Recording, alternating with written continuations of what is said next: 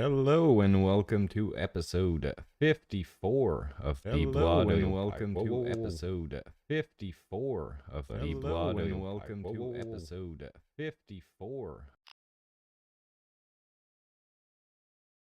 Okay, good. Welcome to episode 54 of the Blotto Pirates One Piece D&D campaign. Now we are at the Hagen Coronation arc. We are on the third episode, and we got. So who's going to be reading that this week? Sure, I can do Good. it. Nui sings a melancholic melody within the mind-numbing manacles holding her down, hoping for a chance to escape. Meanwhile, Yiga and Onya wade through enemies, with Yiga crashing down into the lower levels of Dufel's ship and confronting a strange chipmunk with an exceptionally powerful crossbow. Onya blows the ship open with a fireball, leaving the grunts to Vasily and Contavious as she fights to free Nui. Chuma hides within the streets of Puzo, dodging marines and wild dogs as he struggles to find a safe haven. Using his observation hockey, he finds himself drawn to the home of an old man, who questions him as he jumps onto a balcony. Chuma convinces the man to let him hide, and begins crafting a message to send to the crew using the old man's specialized firework collection. Murdoch navigates the lower levels of Hagen Castle, ducking through dark passageways and hiding inside suits of armor to evade the Hagen men. Overhearing a rumor about the soldiers' breakup, the scandal distracts the men enough for Murdoch to make his way deeper into the castle. He receives an update from Finch, who is unable to locate Babel, and has sent Tuo to meet up with him, Bourne and Contavious. Bourne confronts Carmi, the fiery-tempered head chef, who blows up when he learns Bourne has been tampering with his pie. Exiled from the kitchen, Bourne has a kind interaction with a man named Fox, and eventually rendezvous with Murdoch. The two are intent on finding the rest of their crew within the castle. Ingrydd speaks with Auvers, a former Cipher Pole agent, who inquires about her master. Hesitant to share her history, she decides to speak with him at length after reuniting with the crew. Before leaving with her mother and Hua, Auvers gives her a blood-red envelope bearing the symbol of the Church of Deimos, supposedly a missive from Murdoch's father. The battle on the ship intensifies as more chipmunks appear, battering Yiga with electric attacks and high-pitched cries. Yiga withstands the blows while Onya picks apart the enemies. With the timely arrival of the rest of the crew, the Blottos cleanse the ship of enemies. Yiga finds Nui, who is happy to see him, but reveals a Denden Mushi, hinting they are not in the clear yet. Bourne and Murdoch sneak around the castle, discovering a laboratory with strange memorabilia and evading the notice of the Hagen men. They learn the Hagen forces are on high alert due to the intruders in the castle.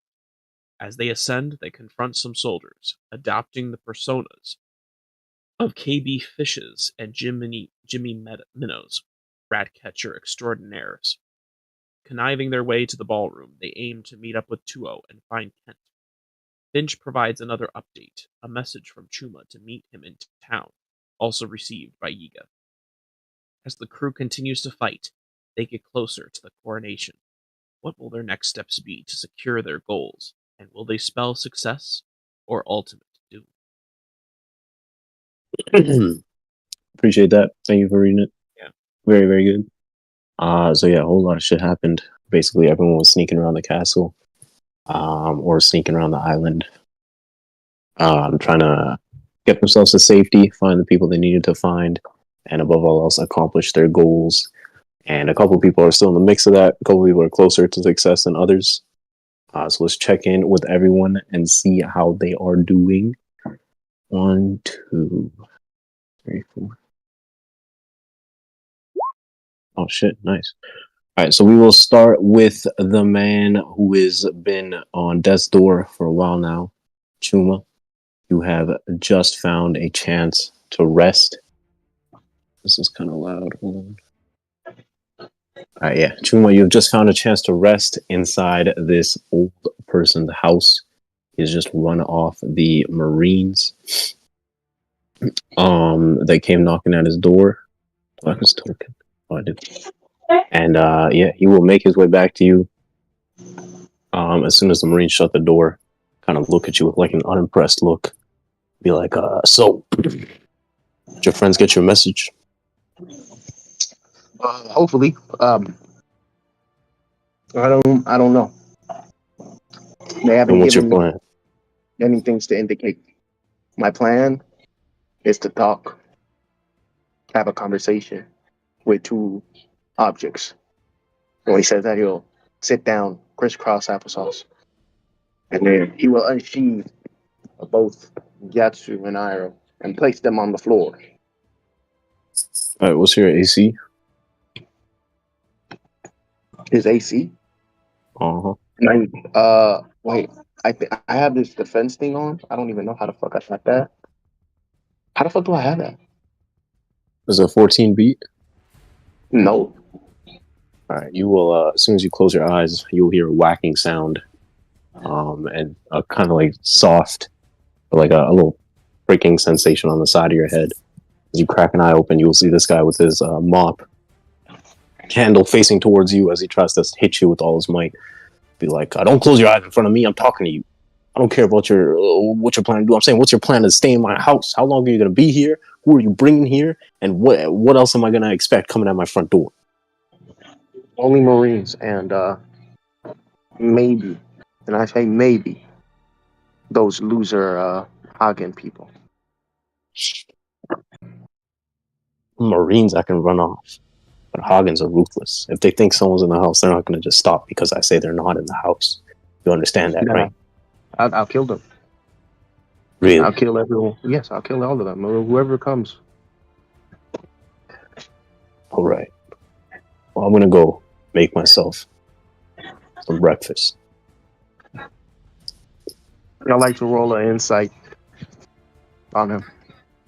See if he's on. Yeah, I guess. Yeah, sure. Hold on.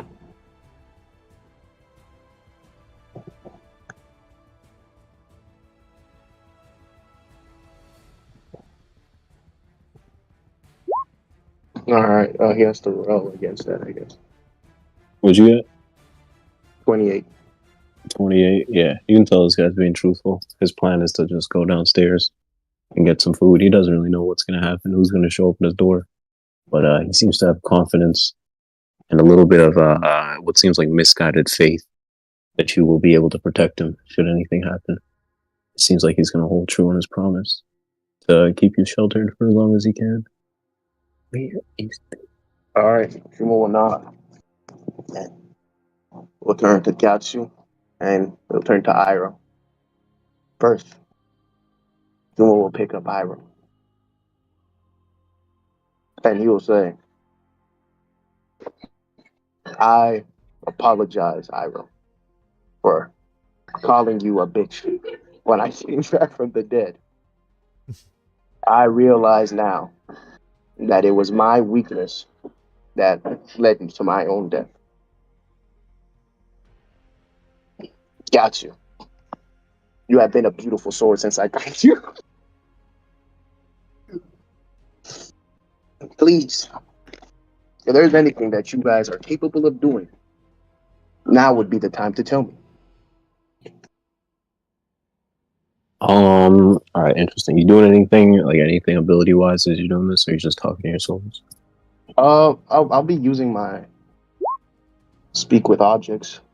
Oh, it's not there yet. But yeah, I'll be using speak with objects. Okay, bet. Speak with objects may learn of the previous day's events of important information. Okay, so as you're talking to Iroh, I'll say give me either a nature or an insight. I'll give you advantage. I'll say DC 15. God, it's insight, dude. Okay, 26. Okay. And then same thing for Gyatso. We'll say DC 16 on that one. Nice. Okay. So yeah, as you talk to Iroh and kind of express your apologies to it, at first it's kind of giving you the cold shoulder. Although that's kind of an oxymoron, since it's actually radiating an intense, fiery anger. The whole time that you've known this thing, you've only seen its rage and its passion, and in this state, it's almost as subdued as it ever has been. You get the feeling that maybe your brush with death was it kind of impacted this thing a little bit too, in whichever way. The opposite kind of occurs as you talk to Gyatso. This thing is pretty unknown to you, but you start to get a little bit of an insight into how it behaves and how it responds to the world around it. So far, its feelings have been kind of liberated, kind of elated almost. It's in a bit of a euphoria. You get the sense that after taking it out of the tomb that you found it in and gallivanting all over the seas and the West Blue with it, you are fulfilling some kind of innate desire that it had. So yeah, that's the feelings that you get from these two swords. One of them is pretty receptive to you. The other one is a little bit more closed off. Anything else you're trying to discern in terms of like what exactly are you trying to accomplish by talking to your swords here? Oh, yeah, Finn is trying to, I mean, not Finn, Chuma, my fault. Chuma is trying to figure out, influence on myself is crazy. Yo, shut the fuck up, man. Oh, sorry, my fault. I should have said that. Okay, Chuma, Chuma's trying to figure out if there's anything that he hasn't learned about his swords yet, like outside of emotions or like capability wise. Okay. If you're trying to get a deeper understanding of the swords, I will say give me either history or nature. Say DC 20. History or nature? This one's flat. Actually, I'll say DC 17.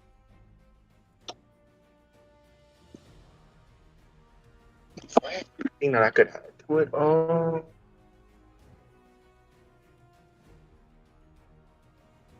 I don't think so, sadly. Let's go with history. 19. Alright, nice. With a 19, you start to study these two swords, examining them, and trying to see if there's anything you can draw out of these things. As you're doing this, and as you kind of open your mind to them, they seem to almost reach back to you. And you come to the conclusion, as you rely on the memory that you had the last time you tried to communicate with Iroh, and had that little dreamlike sequence where you found yourself in a forge and in the body of an entirely different person. Back in that little dream, you saw 3 swords on a table, and now as you examine these things, you can sense that these are 2 of those 3 swords. These 3 seem to be part of a set, and the third one is unknown to you where it's at. But you can definitely tell that these swords are yearning to be reunited with the third constituent of the trio, I guess. And it feels like there's some hidden power to these things that requires uniting all 3 of these to reach. All right.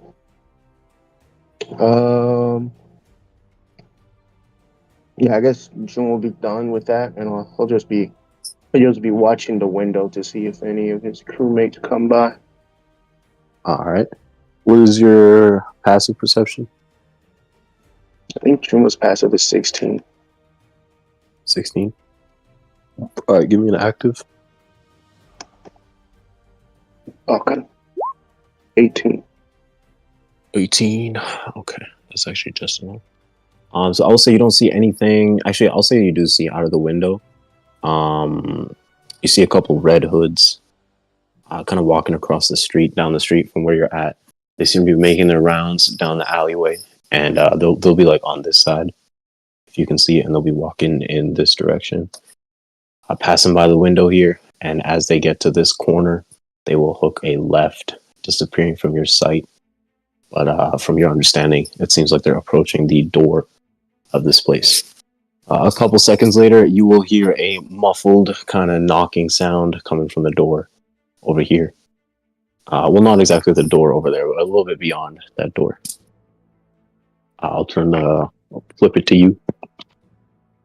What would you do in this situation? In this situation, Chuma would climb out the window that he came from. All right. And climb up to the roof he was at earlier. All right. Okay. Let's see. Give me a 1d100. See how lucky you get. 94. Very, very lucky. All right. So you inch out the window, and thankfully there is next to nobody on this street. No civilians, no Marines, no Hagens, no fucking anything like that. You see like a chicken running down the alleyway. That's it. But you hop up on the roof. I'll say no need to really put you on the map here. But you are on the roof above this building. It's kind of cold. There's a little bit of snow. It seems to be piling up on the gutter of the roof. It could definitely use some clearing. All right. After that, Chuma would just basically wait for like the old man to handle the situation. He basically just wants the Hagen. Well, he hopes for the Hagens to like check the area, see that he's not in the building, so they don't try to check it again. All right.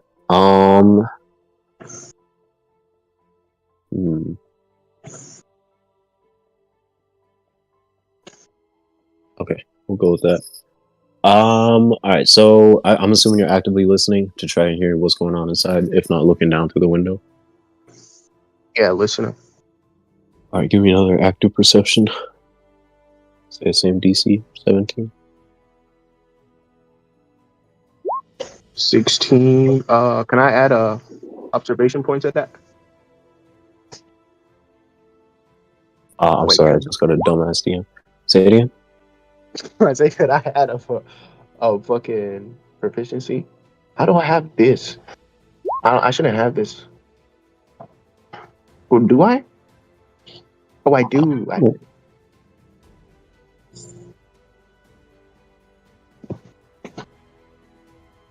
You want to add a point to this? Yeah. Yeah, I'll say you can spend a point to add a 1d4. But all you need is a 1, so you can just lose the point. I wouldn't. All right, nice. So you hone your senses and really try to listen in. At first, the conversation is a little blurry or a little muffled, and you can't really figure out how many voices there are, what's going on. As you focus your skills and your observation, especially, you everything kind of comes into focus a little bit more.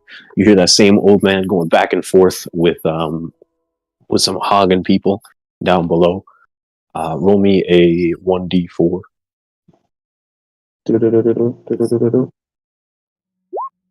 Alright, you hear 3 voices that you can assume to be Hagen men. A couple of them are just walking around investigating the area. One of them is going back and forth with the old man.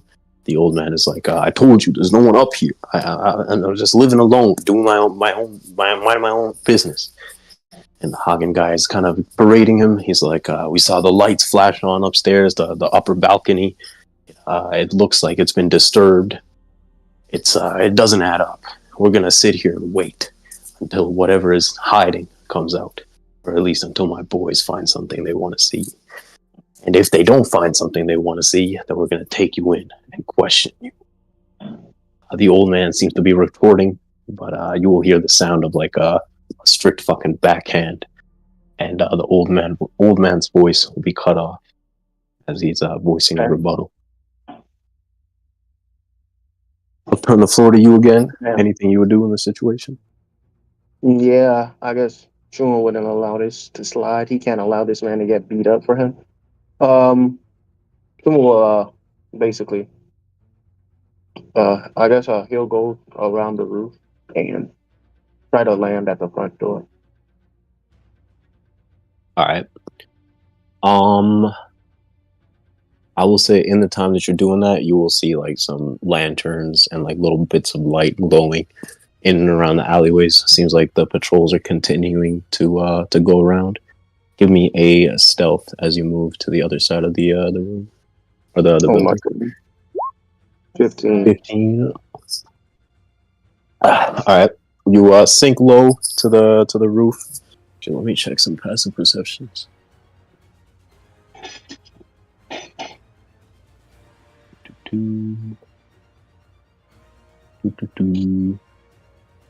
Okay. Okay. Nice. And this guy.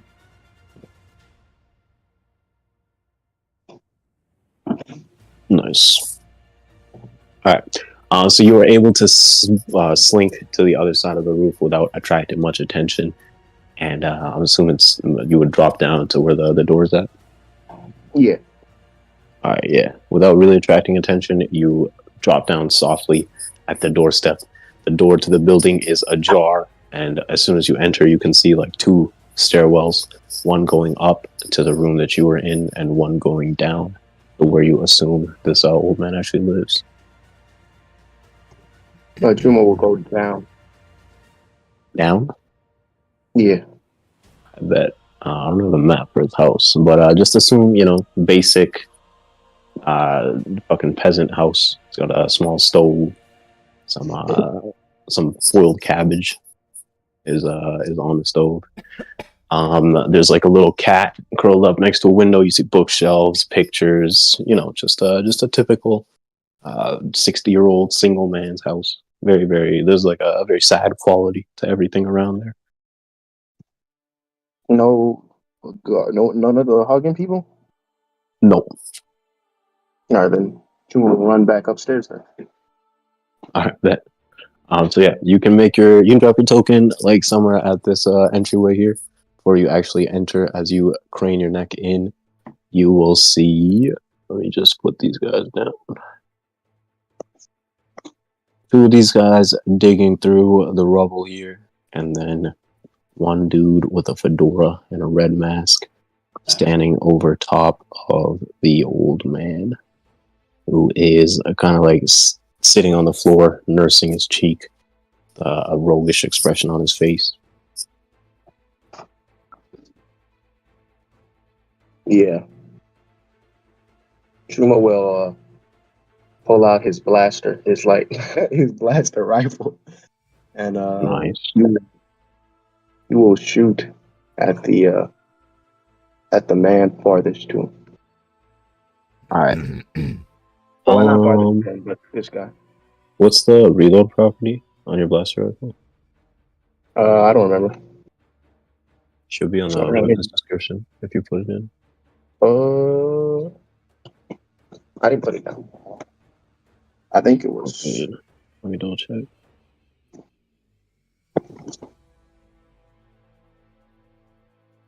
Blaster rifle or beam rifle, power cell reload 2. You didn't use it against the soldiers, right? I did. That means I have no more bullets. This can't be. Did you pick up any power cells from the rest of the crew? No. Chuma didn't take anything. I can't use that.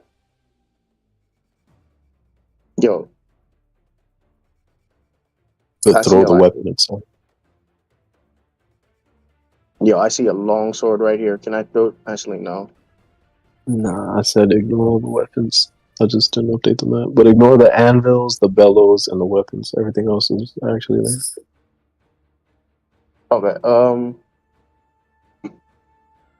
I mean, am I still stealthy? If I can stealth to behind this guy, I will. You are stealth insofar as you are hidden from sight in the doorway, but stepping into this room is going to put you in plain sight. Does he have that he could use? Bro, I don't think Chuma has anything. Oh shoot, I still have 2 javelins. This is legendary. So, I guess Chuma will prepare. Oh shit, can I throw javelins? Yeah. I think it's 30. Let me see. Yeah, 30 and 120. So anything outside of 30 would be disadvantaged. Yeah. So Chuma will what does javelins use? Strength or dex? Alright, Chuma's using strength. Alright, Chuma will recklessly attack with this. You know, he will throw a javelin at the guy with the bandana. Or sorry, just strength. At the bandana. Okay, so that would be from where you're at, or like say right here. That's gonna be just outside of your range. For short. Let me make sure he lines up with this shit. Put it right here. This guy right here.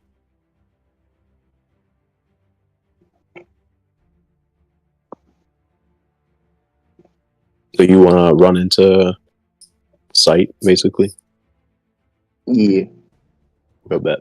In that case, we're gonna do a initiative. Oh, this is empty. How convenient. Alright, initiative.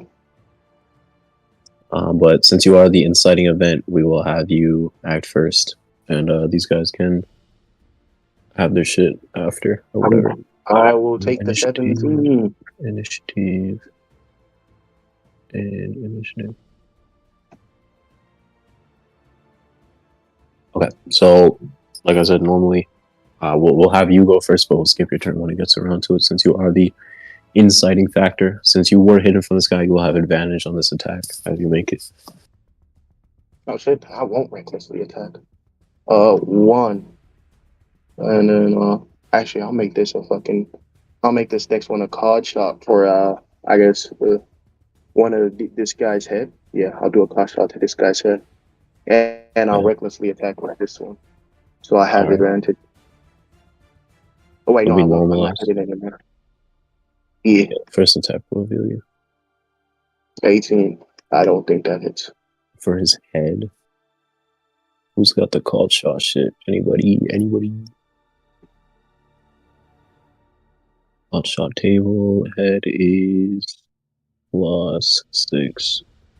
Yeah, that won't hit. But the 26 will hit the first guy though. Wait, I think I could add to it.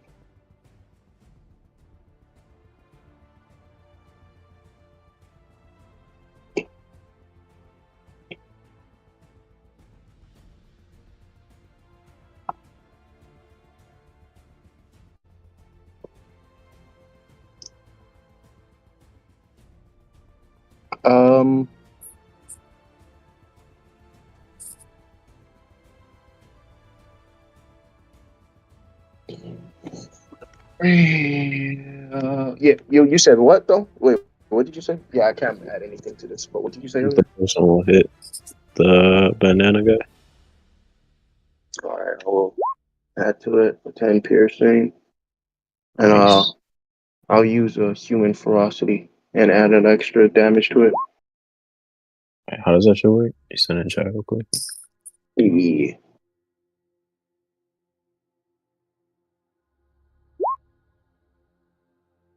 It was a melee attack when you hit an attack. Oh, my fault. I guess that doesn't count then. No, it's not melee. It's any attack. Yeah. So never mind. I guess I'll just do the 10 then. No, this still works. But it doesn't have strength and it doesn't add your mod. It's just a damage dice. But it was a 6, so we'll add that to a total of 19 damage. Alright, nice. You wanna move anywhere else? Any bonus action, anything like that? Or you did bonus action rage, I'm assuming, right? Yeah. Oh, if I do bonus action rage, hold on. Yeah, I'll bonus action rage, and with this I will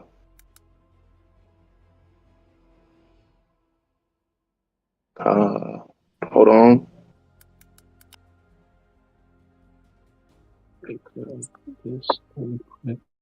Well, I could attack him again. Where is it, man?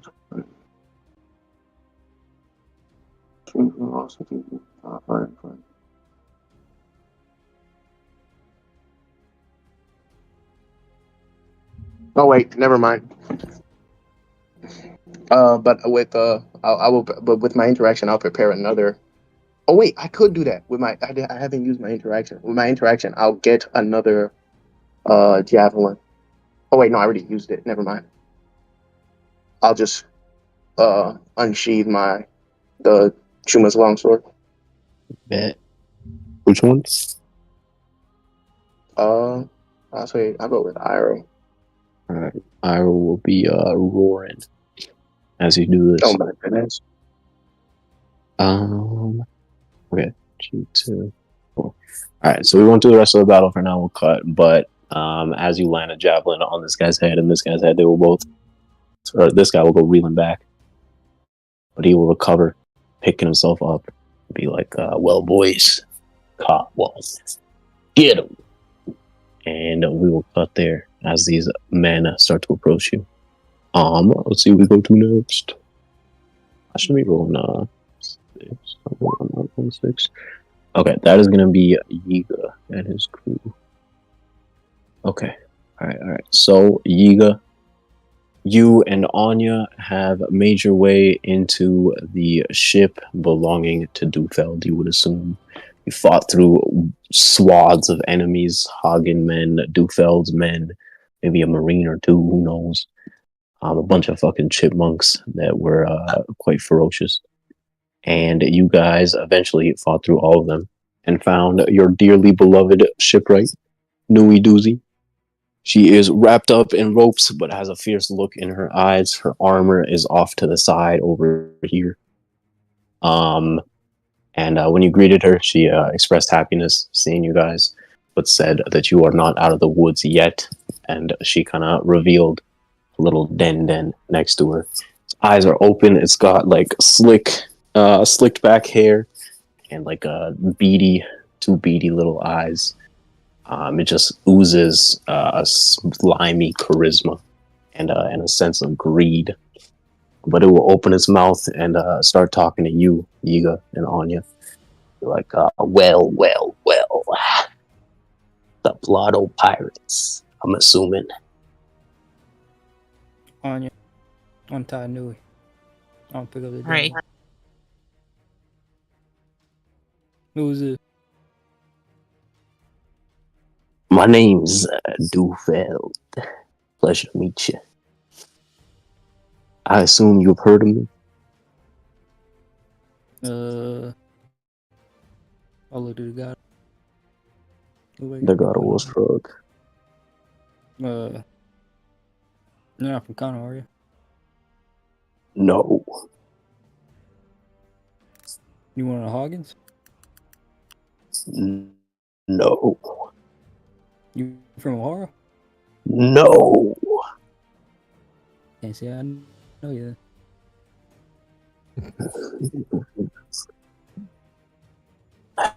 Who are you? Me? Captain Yiga, you So you are with the Blotto Pirates. Yeah. I've got a business proposition for you. I understand that it was you and your crew that attacked Dwarf's Theater in Bollywood. Yeah, that was us.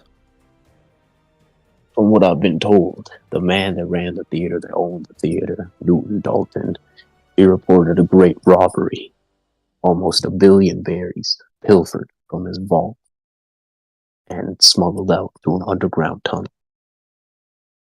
by the hands of the Blotto Pirates.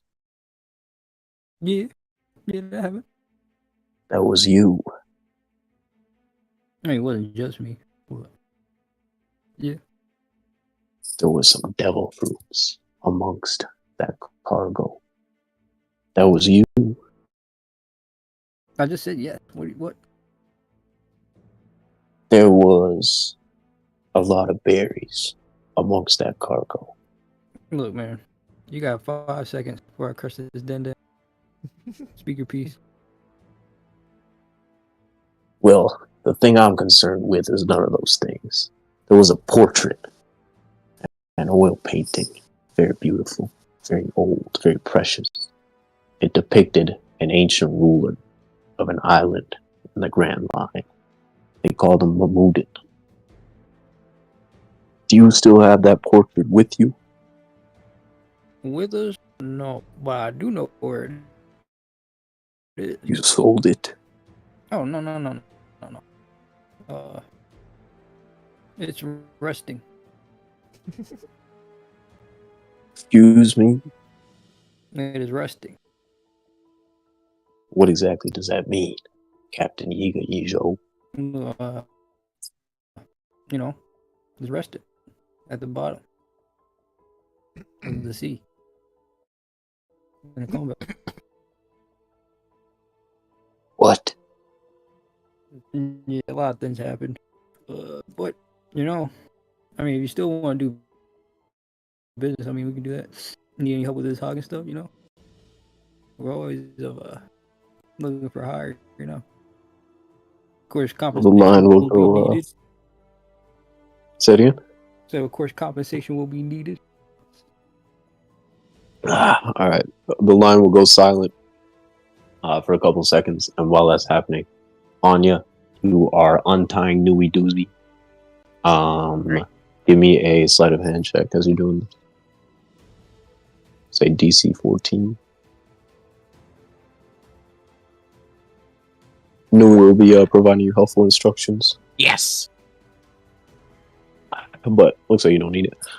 So with the 24, your fingers work pretty quickly, and you're able to unravel the knots pretty cleanly, pretty easily, freeing Nui.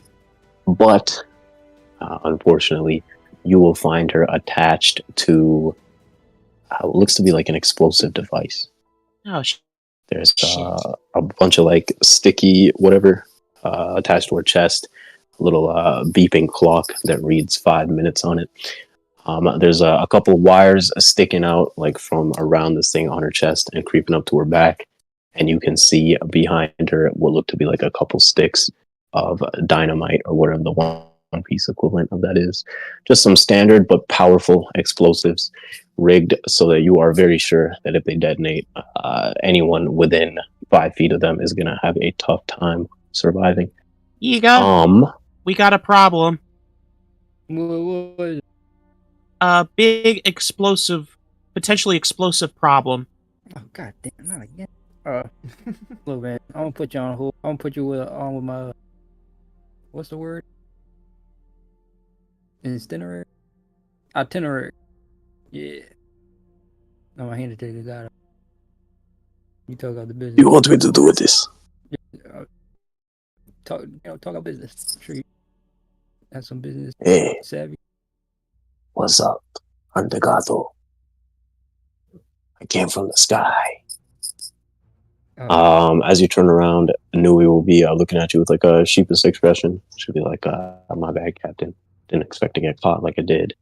Now I'm kind of in a sticky situation. Get it? Because there's a bomb stuck to my chest. Yeah, but no need to apologize. Yeah. All right, let's do this. So yeah, as you examine the bomb, there will be the sticky things or whatever. There will be 6 wires creeping out from on top of it and attached to the device or the explosives on her back. There will be 2 red wires, a blue wire, green wire. Hold on, let me double check. 1 yellow wire, 1 purple wire, and 1 pink wire. Damn, that's a lot of wire. Wait, that's 7. Oh. No pink, just purple. Actually, no, one red.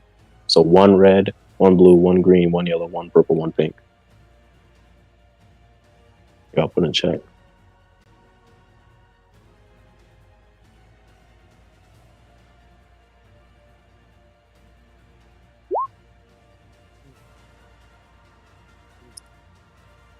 Okay.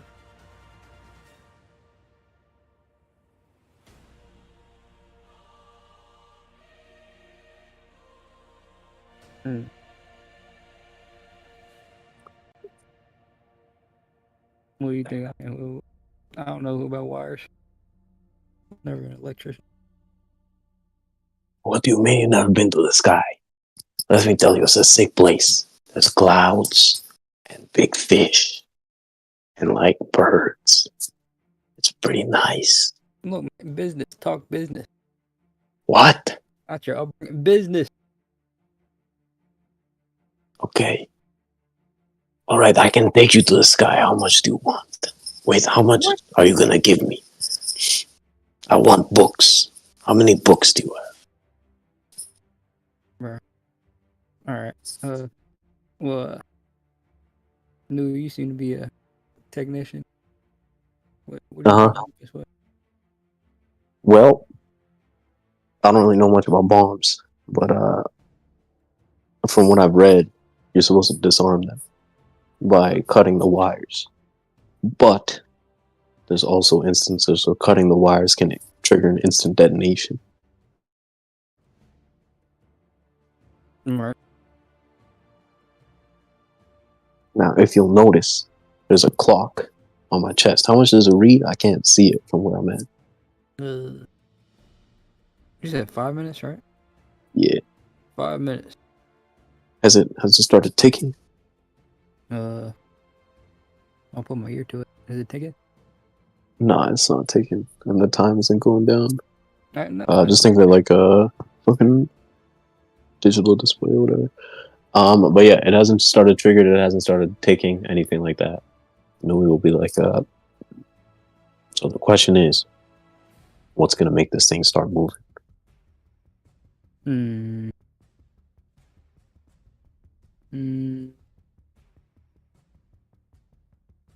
Hopefully not touching these wires. Hey, talk to my boy. He's like a performer. Hey, what's up, man? My name's Vasily. I do performances. Would you like a performance? What are y'all doing, bro?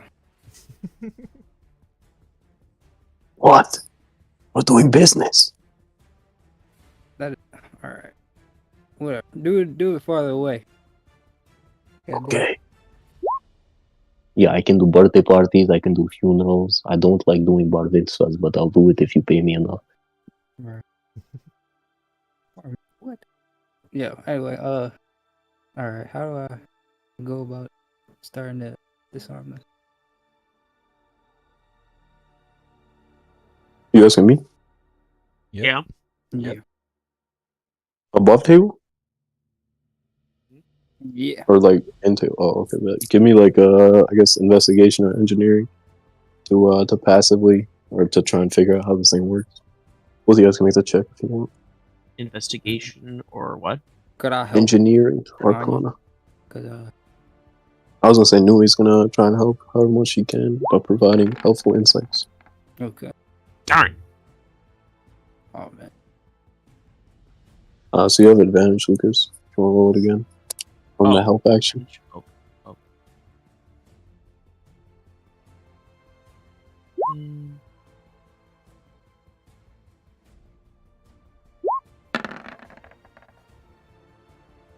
All right.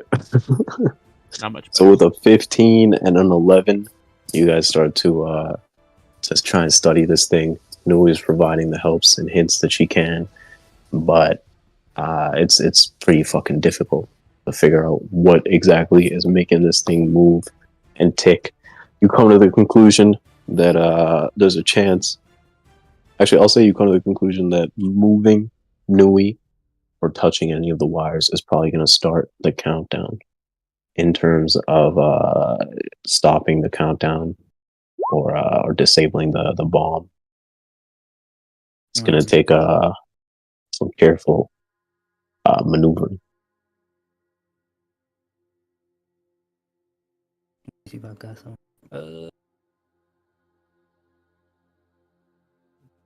All right. What's it looking like? Am I safe? Not yet. I mean, as far as right now, we're pretty safe. I guess we just start trying. Gotta get this thing off. You want to try what? Disarm the bomb. What exactly you do? You know. I'm taking off the disarming wire. See if there's like a something that they all connect to or something. Say it again. Like they see it, they all connect to one spot, but they lead to something specific. So all the wires connect from the like clock interface, and they kind of wrap around her back and attach to a bunch of explosives behind her. We'll say they feed through like a little mechanical thing, so you can't really see what exactly they're interfacing with or connecting to, but you see the explosives sticking out, and you can assume that they are pretty powerful. How do you think you just do this?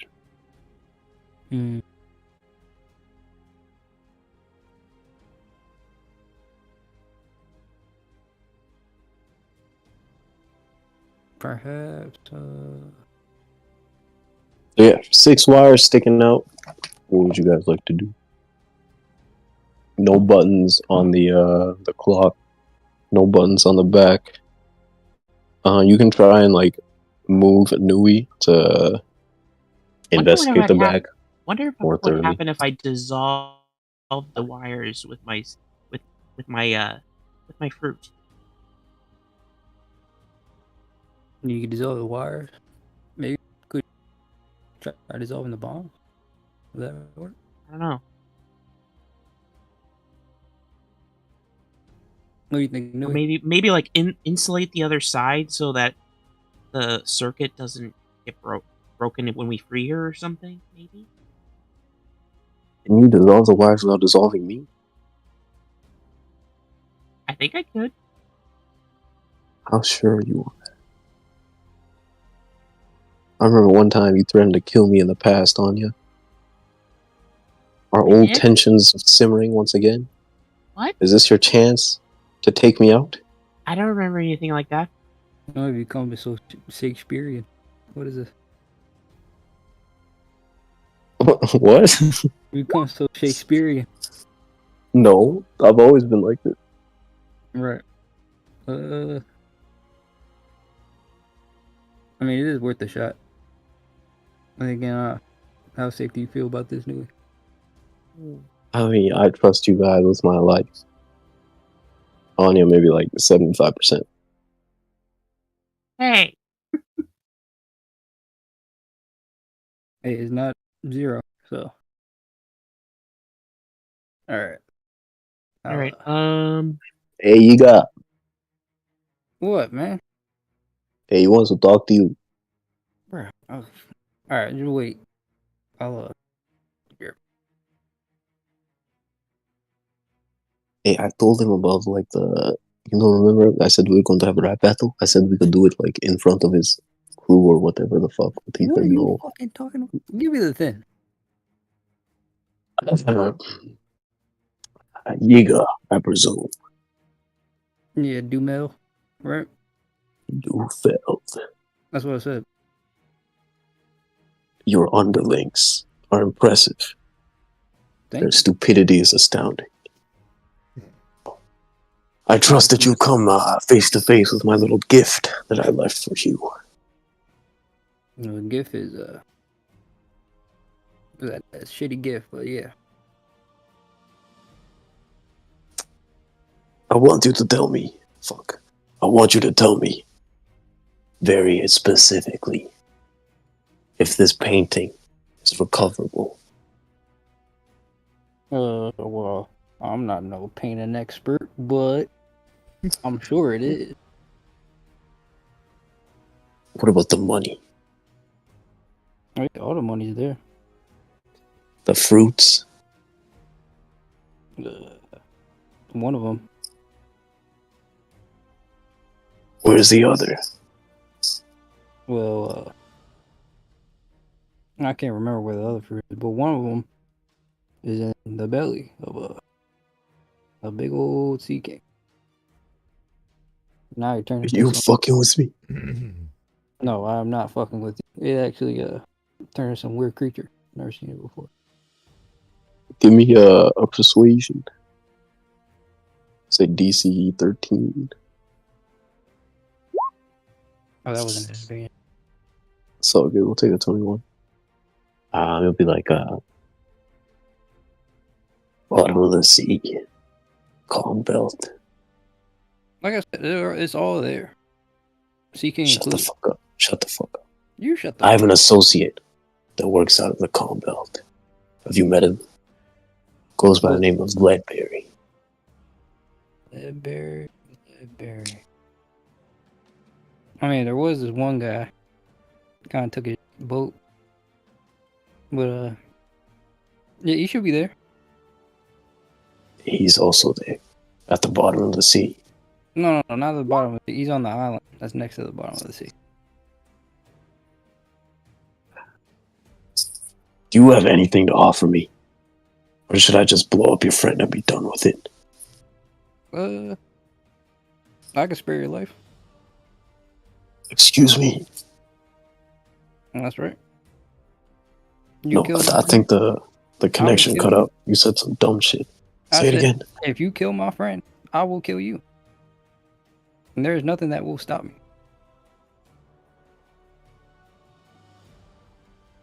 Do you understand that?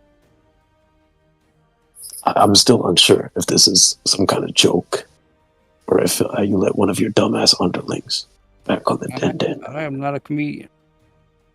You sound like a comedian. You sound like a downright clown. I am flattered, but that is not the case. Why would you be flattered? What? I like being funny. All right, give me a, I guess persuasion or intimidation. DC 18.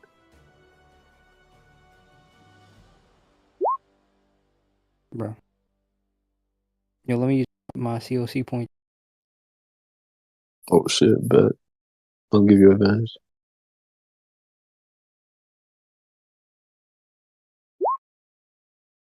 So, any jumps I spend? Or How many do you have? I got the full 9. You have a 9?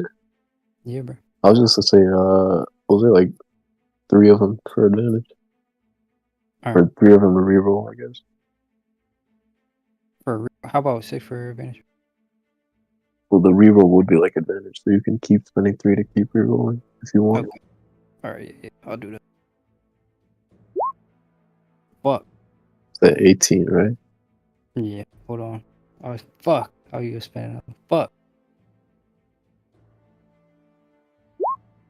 Yeah. There'll be silence on the other end, and eventually you'll hear Dufeld. He sounds a little bit more deeper and gravely. He'll be like, listen, there's no need for us to go to blows over this. I'm sure you don't want your journey ended this early. I could use a man like you. You have ambition. You clearly have some level of power. You're slowly amassing fame. You're slowly amassing fame. What do you say? Come work for me. I'll give you the key to freeing your friend. If you make a deal. Work for you is more of a what is that? Partnership? Yeah. No. You work for me. You could call it that. All right.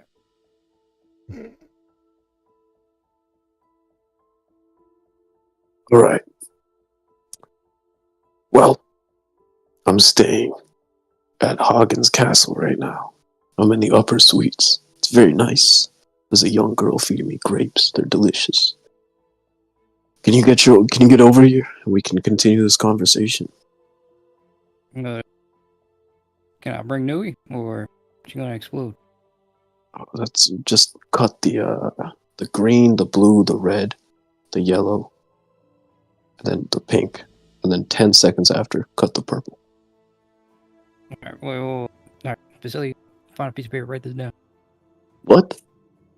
Find a pen, write it down. I don't have a pen. I go off the dome. All right, well, remember this. All right, well, say it again. Dumel. The green, the red, the blue, the yellow, then the pink. 10 seconds, purple. The green, the blue, the yellow. No, I think he said the red is first. No, he said green. No, the Gato, what did he say? Red or green first? The Gato will be saying the pink. He said the pink first. Oh my god, there's no way. Alright. Which one is it?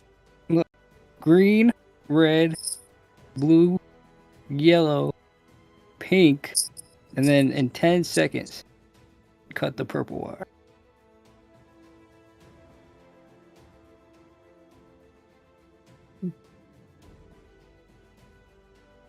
You doing it, Onya? Green, red, blue, yellow. 10 seconds later, the pink. No. Green, red, blue, yellow, pink, and then 10 seconds, cut the purple.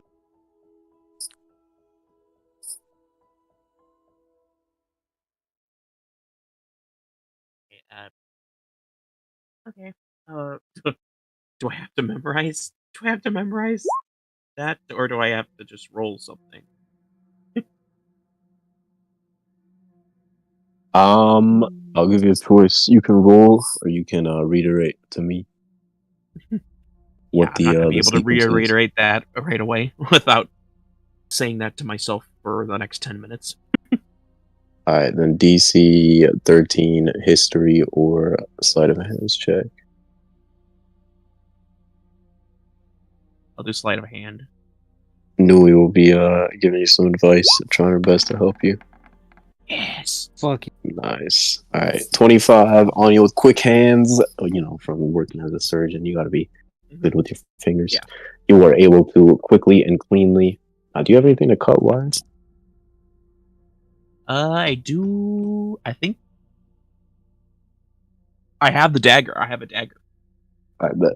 So kind of using it as like a makeshift scalpel or whatever, or a surgeon's knife. You cut the wires in the correct order, and the clock will it'll be like flashing red as you start cutting the wires and start ticking down. But over the course of a couple of seconds, you cut them all, and with a kind of dwindling sound, the clock will die down, and the clock will shut off. Nui will look up at you with bright eyes, be like, "Onya, I knew you could do it. Oh my god, thank you." No problem. She will walk over to her suit of armor and start putting it on. We'll go back to the interaction with Yiga and Dufel. Dufel will be like, well, I understand that you and Hagen don't have the best of relationships right now. How about this? First job that I need you to do for me is to kill him. He's growing too big. I had a good deal with his father, but Sujita is a little bit too ambitious for the West Blue. It would be better to nip that in the bud. Alright. We get paid? Yeah, you get paid by me sparing your life. A shame. A shame that I'm sparing your life. Shame we're not getting paid. What? Hey, what is business, right? I genuinely don't. I think you don't understand what business is. Nope, I don't. Click. All right. Artigan will give an approving nod. Degato and Vasily will give or I guess Vasily will give a cheer, and Degato will just kind of nod as Nui climbs out of the room, clad in her armor. She will give Vasily the Bardman a hug, and there'll be a moment of celebration amongst all of you. All right. This calls for the song, Captain. Would you like to perform? Hold off on that right now. We gotta link up with everybody else. I think somebody sent us a signal. Yeah, so you saw the signal. Finch also saw the signal. She was able to interpret it and reiterate to Murdoch, who then reiterated to you. So you have a general idea of where to find Chuma in town. It's just a matter of getting over there. Alright. We have to go back on our stuff. I bet. So you guys will get to move in, and we will quickly cut over to. Boom, boom, boom. Yeah. I bet. That is going to be Ingrydd, Rossiel, and Co. You are traveling with your mother and Hua, racing across the Hagen Island. Hold on, let me get some more music. Oh.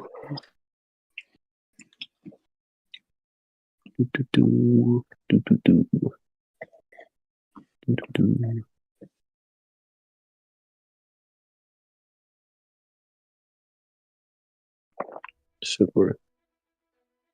I think. Nice. Alright, yeah. So yeah, you are moving with your mother and Hua in tow, like I said. Hua is doing her best to read off what it exactly is on this book that you gave her. And she starts to give you a little bit more knowledge of the place where it hails from. She starts spinning this story about a tribe, powerful warriors on a distant planet.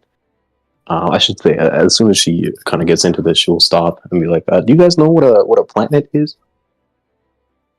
It is like everything you know, like everything below the sky is the planet. So there's, oh my god, this is crazy. Okay, so yeah, on this other planet, and she will go back into the story about a tribe of powerful warriors that hail from this place. Centuries and eons of brutal combat between them and whoever else was on the island had allowed them to form a powerful set of, they call them powers. And it's a bit difficult for you and Hua to interpret what exactly that means, whether it's some devil fruit shit, some martial arts shit, something else entirely, simply described as powers that allow them to basically become undying in combat, siphoning off the life force of others, turning it into their own and spending that own life force to bolster their attacks. They are bona fide titans on the battlefield. And their world that they came from grew to eventually become desolate as they wiped out almost everyone on the place. Their wars became insular as they started fighting with one another to establish dominance, and see who was the strongest out of their own tribe, their own group. And there was a single person, a single woman that came to rule over everyone, destroying everyone in combat, and establishing herself as the top dog, so to speak. There's no timeline on when exactly this happens. The way Hua describes it, it's almost like scripture. Like it's almost like you can't really tell if it's fact or fiction. It could be myths. It could be historical texts. It's kind of a mix of both. But this single person that came to rule over everyone, they simply name her as Ventress. Put it in chat. The best of the best, the first ruler of this place. She made a decree to pass down this art, this power that the people possessed, and that's where this book came to be. It recorded the history of their people and the details of this power and how to harness it for yourself to be passed down to other people in the tribe and essentially propagate that lineage. Yeah, the rest, that's kind of like the preamble, and then Hua will start to get into what exactly is being described in terms of harnessing and performing this art. I guess before she does that, she will kind of stop and give you a look and be like, should we be reading this, Ingrydd? This seems kind of dangerous. Information is not dangerous, only what you do with it. You will hear your mother scoff audibly as you say that line. But Hua will continue to read, And this will be a lot slower as she starts getting into the nitty-gritty of the details, to the point where she has to stop frequently as you guys are going and kind of just like figure out what exactly is going on, retrace with what she read previously, kind of backtrack and all that shit, to establish a workflow of what exactly needs to be done to harness these powers. In those little downtimes where everyone is trying to kind of process what's being said, your mother will be asking you a couple questions. It'll mostly be standard shit like, are you eating well? What happened to your arm? Are your friends treating you well? Where all those tattoos came from? Shit like that. But she will essentially ask you for a recount or a regurgitation of all the shit that's happened to you since you left the island. You don't have to reiterate everything word for word, but are there any significant events, anything that you would highlight, anything that you would withhold from your mother? I guess I can answer those first questions easily enough. Clearly, I'm eating. The arm was lost for a good friend, which answers the third question. They are very good people. Took me in when I did not know where to go. But I've been all over the West Blue. There's lots out there. Actually, I plan to head to the Grand Line eventually. I think that is what Captain Yiga says.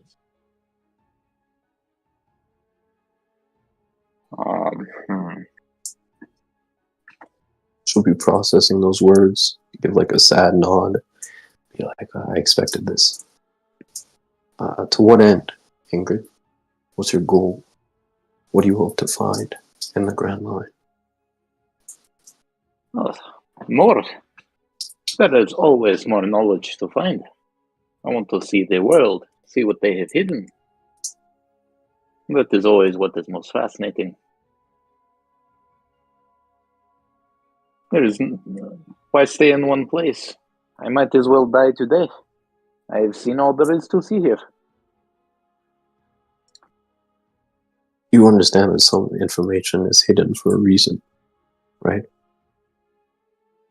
Exactly, because they have reasons to hide it from us. Their own nefarious purposes. Of course, yes. On the same page. Glad to hear it. Say last one again? I am glad to hear it. We are on the same page.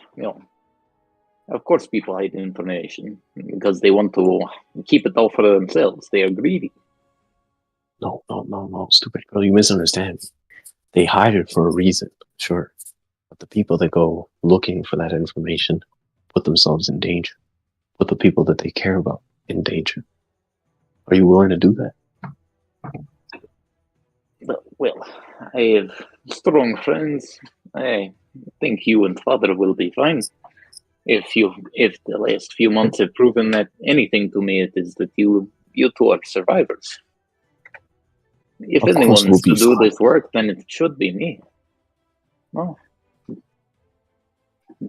They have already taken something from me. I cannot lose anymore. I see. I trust in you.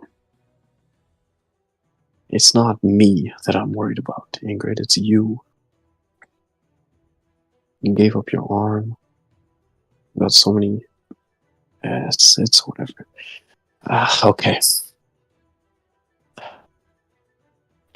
She will kind of go silent. It's fine. And she'll kind of forge a skeleton, iron arm out of her stump and pat her on the back with it. Get this fine, Mom. See? Wow. That you've really gotten better with your powers. Oh, yes. Being out in the world, it is the best teacher you can have. I suppose that's true. She will kind of have a melancholy look in her eyes as she seems to be getting lost in thought. Well, at this point, we'll come back and be like, Ingrydd, this is kind of crazy. They're saying that, you've got to do frequent rituals where you draw blood and then and then sit in pools of it. Like, are you sure we should be doing this? This is kind of crazy. You are free to take any actions you wish or not, but I don't think that learning about it will do you any harm. I mean, how can you know if you want to or not if you do not know what you are refusing? Come to learn the information and you can make your own decisions. Informed decisions. Okay. All right. Yeah, that's true. Keep your eyes out for any frogs. We need like several hundred frog eyes.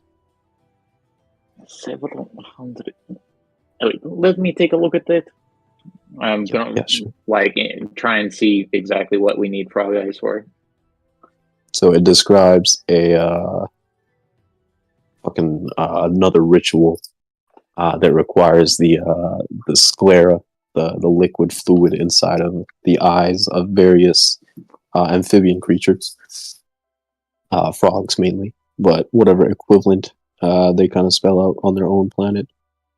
Who came to the conclusion that frogs are the best bet to substitute for this specific ritual.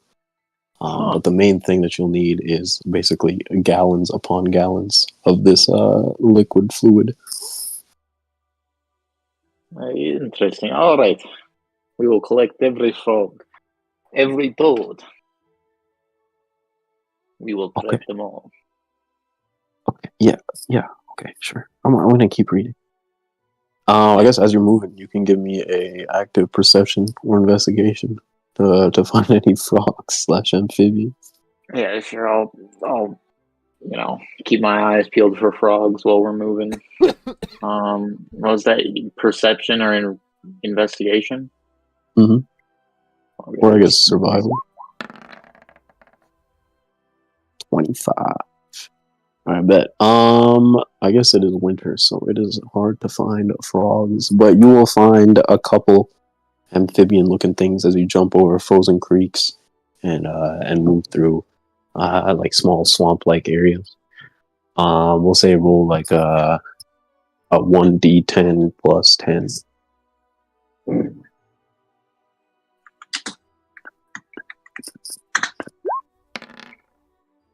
$17. Alright, yeah, you will find 17 frogs. Your mother will be looking at you strangely as you scoop these up. But who will be getting into it? Grabbing a couple of frogs. She's like, oh my god, I think I found a shiny. And she'll tuck that into a bag. But yeah. 17 frogs. That'll do. They'll each weigh like 3 pounds, we'll say. Each weigh 3 pounds? Mm-hmm. Give me a 1d100. See how lucky you get. 3 pounds. Oh, didn't mean to do that. Fuck.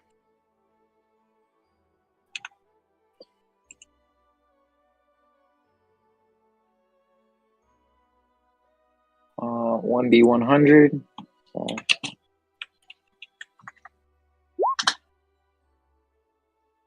1. I think the bracket fucked it up. No. No, because it would be red, right?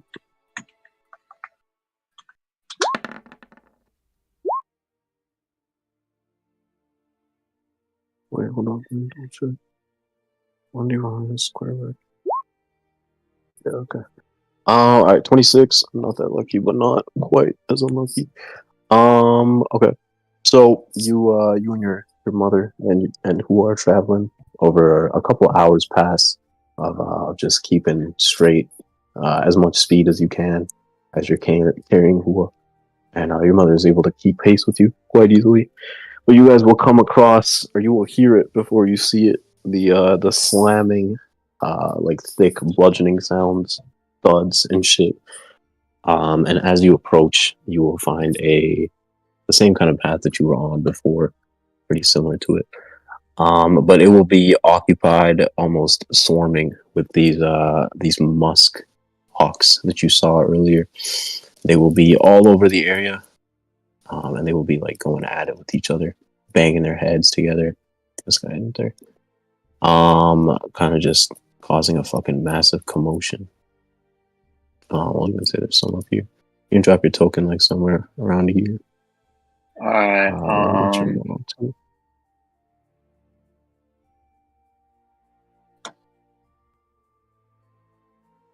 we got Ingrydd. Do you just want Ingrydd to represent the whole party, or do you want everyone actively out? Okay, cool. That's good. But yeah, there will be these things crowding up the area, and your mother will kind of stop short as she sees them in this agitated state, going at it with one another. She'll be like, "Oh, this is strange. I've never known these orcs to butt heads like this." Did you guys see this on the way to the village? Yes, they were wandering around, but not this aggressively. I do not know what happened to them. Something strange is happening. Split up. Let's see if we can find anything. And she will lightly jump onto this ledge and start making her way towards the kind of investigating the oxen. Hua will kind of give you a look. Okay. Now what? We are going up. So I'm going to just kind of start diagonally stepping into the sky with her. Mm-hmm. That way we cannot get mowed down friggin' Mufasa style. Ain't gonna catch me lacking like that. Yeah. So you jump up into the sky and you sail over the heads of these things pretty easily. You spot your mother ducking in between bushes. She seems to be keeping her eyes peeled on the ground, trying to find something, anything that could be explaining this erratic behavior. And the longer you spend with these things, the more active they seem to get, attacking one another. There's like splotches of blood on the ground now. In fact, I'll even say that one of them has succumbed to its injuries and is like slowly bleeding out on the ground. We'll say this guy right here. But these things are going at it with one another. It's almost the sound is only rising as they just continue attacking one another. If you're trying to figure out the what could possibly be causing this, anything that's out of place, anything like that, I will say give me a investigation. All right. I will say Hua will give you a helping hand.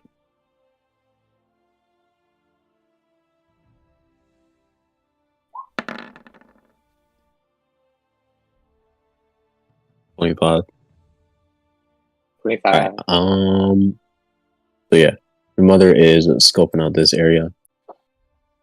We'll say that you and Hua, as you get closer to the center of everything, you will notice peeking out from this shrubbery a particular shade of plant that you're not quite used to seeing. It'll be like almost like a purple, like a bright purple leaf almost.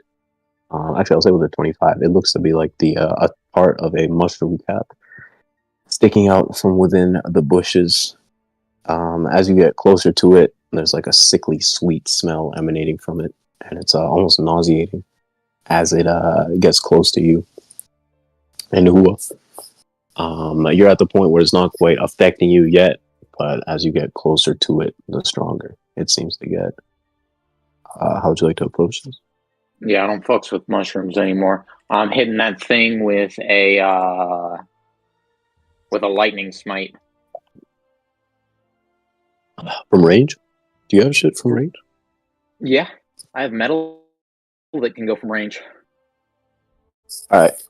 So how far above are you right now? We'll say you're like 50 feet off the ground. I would need like 20 feet. 20 feet away? Off the ground, yeah. Okay, so you're gonna have to lower yourself to get closer. Okay. So yeah, as you lower yourself, the smell and the fumes are gonna get stronger and stronger, to the point where are you bringing Hua with you?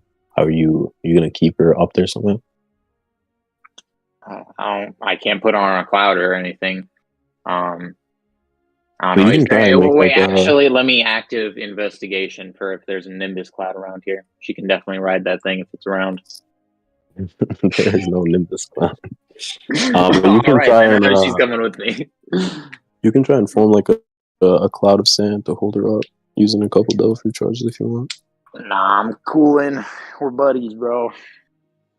Alright, bet. Then as you get closer, these fumes are going to overwhelm you and Hua, and I'm gonna need con saves from both of you guys to maintain your mental faculties.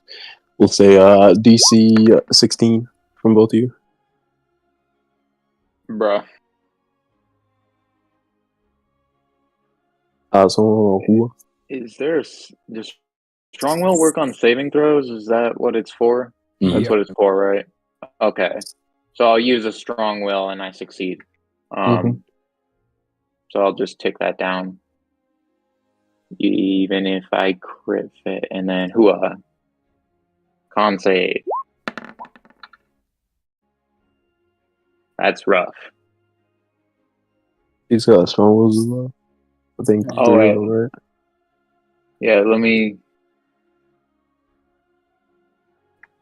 I mean, how much damage could she really do? But yeah, I'll strong will. They're 1d6s, right? D4s. 1d4s, okay. So slash are 2d4. 14. Yeah, it's tragic. Spin another one or no? Got one more. Oh shit. 1d4. That'll do. Just enough. Who was able to keep herself sane? You're able to keep yourself sane, and you get close enough to where you can try and hit this thing. We'll say Hua will give you a help action as well to line up your shot. If you want to make an attack roll of some kind, or is it a saving throw? Well, I'm thinking about it now because if I'm fully resisting this thing, like, should I go in and try and investigate exactly what it is? Wait, do I just know it's a mushroom. I don't know anymore. So it's like poking out of this bush. Can't really see much except for that bright purple mushroom cap. The rest is obscured by the bush. These two things are butting their heads at each other, going at it. Yeah, I mean, I know devil fruits and things like that don't do this stuff because I've had experience with a couple of them by now. So I'm gonna hit it with one of these. So it's with the help action. 16 hit the mushroom. Okay. Yeah, I'm gonna use my bonus action to hopefully light the entire thing on fire and just incinerate the thing with a... Where is it? There we go. Knock down. Where are my devil fruit charges? Where are my devil fruit charges? Oh, there they are.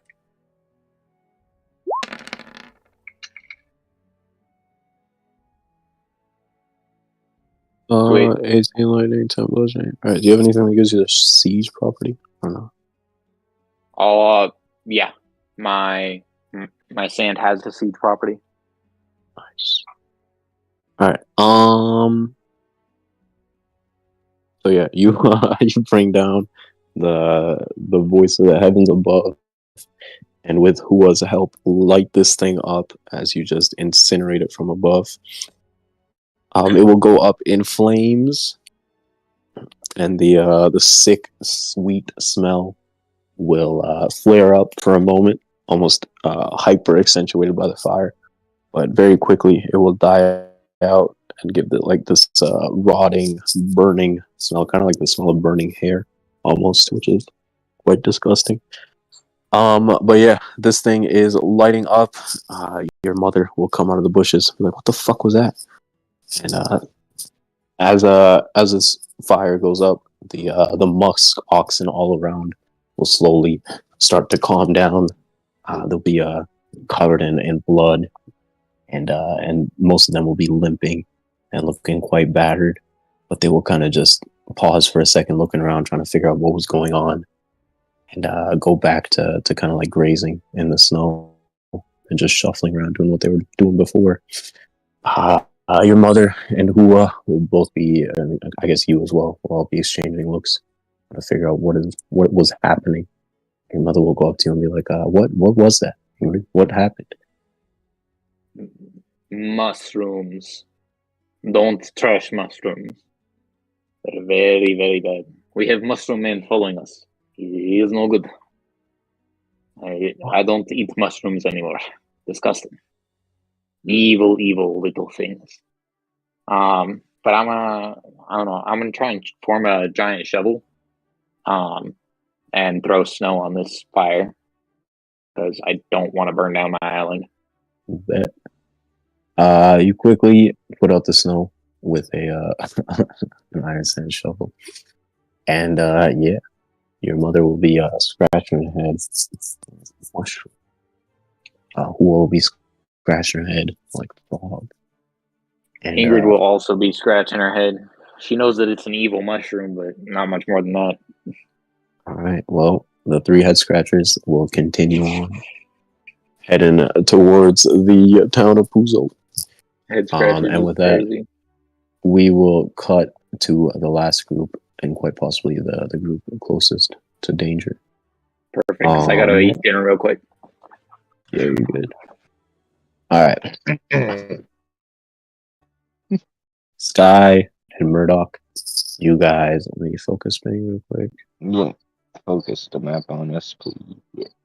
So yeah, to the left, like I said, there's a very lavish looking hallway.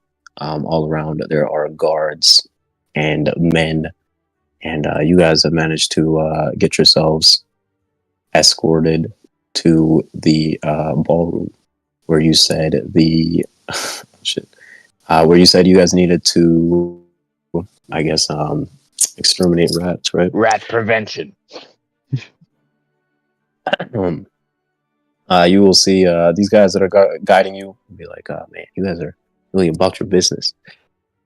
So come on, man, spill the details. How much money do you get, from rat catching? Is it a profitable business? It depends. When I first started, I was really like a novice. I was stupid. I was charging per rat. That's really not a way to make a living. I actually charge by the hour now, and I go for the premium extraordinaire rate. So yeah, I'm doing pretty good. It's not celestial dragon money, but it ain't bad. I don't need to cut corners.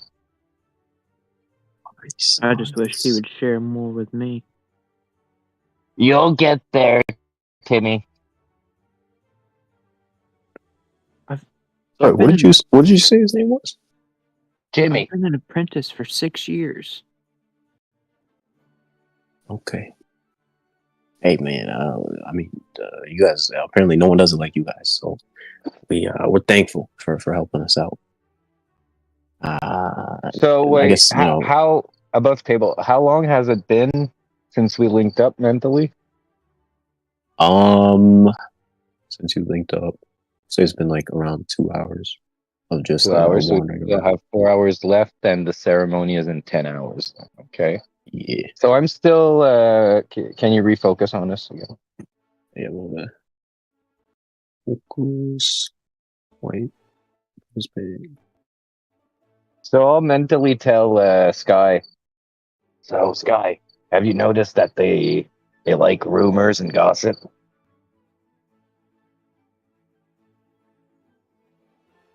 Guy will respond and said, "Yeah, they all seem to be talking about Tommy and Polly.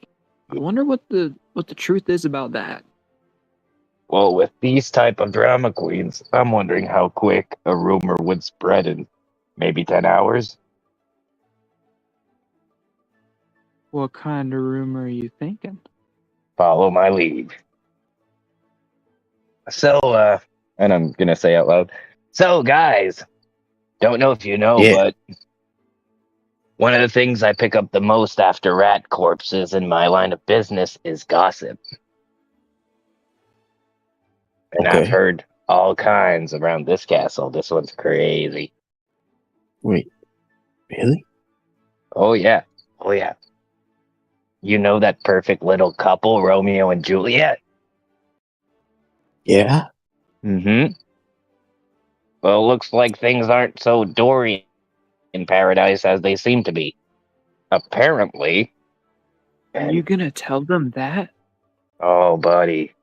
These are good guys. They've been helping us ever since we got here. I gotta let them in on the rumor, right? But it's their superior.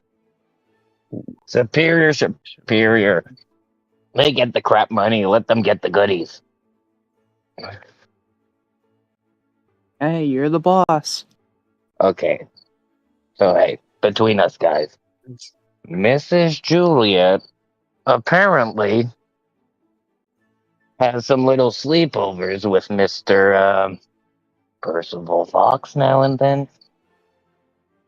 No way. No, no, there's no way. There's no way. What? And that's not even the juiciest one. Yeah, you think I can go with the juicy one, man? I don't know. I don't think that one's in their pay range. No, tell us. Okay, what? Hold on. Slow down. You're saying Mr. Fox, the consigliere, is hooking up with but not so Juliet? loud. Yeah. That Romeo knows nothing of this apparently. This is what I've been hearing. Oh my god. Who told you this? Well, listen, I had my own doubts, going through the castle, you see people going in and out of rooms and stuff, so I had my little idea. But I spoke to the guy who painted the ballroom, I spoke to the guy who did all the plumbing around here, I even spoke to the Dendenmushi supplier. They can all correlate. And I saw on here, so we're like at least 6, 7 in there that can confirm this. Give me a persuasion check as you're saying all this. Say DC 14. Lorna's helping. He's been helping this whole time. Yeah, sure.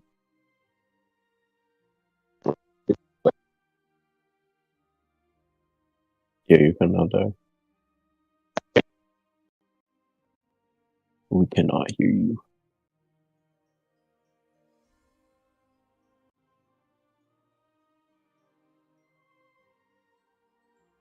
They're trying to Lucia him, man.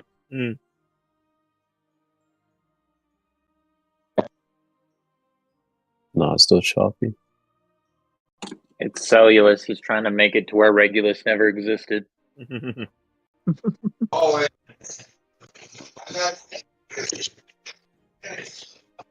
this is the start of a horrible beginning.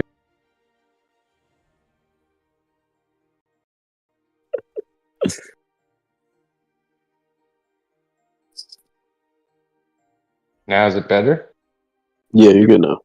Okay, so just do the roll for me on my sheet. Yeah, I got you.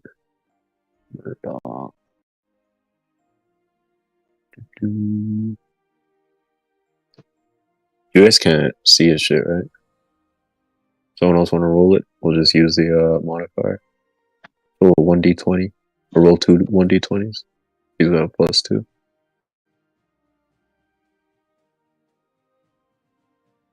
And DC 14, right? I know what Oh, crit. nice. There we go. Alright, so with a crit success, what's his face? These guys will be like, oh my god, that Dendenmushi guy and the painter? That's crazy. Those guys know everything. They've been here for weeks.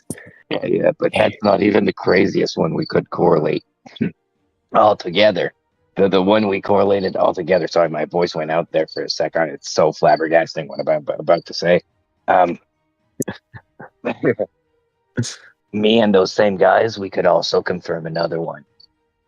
While Mrs. is having all that fun with Mr. Vox, guess what Romeo has fun with?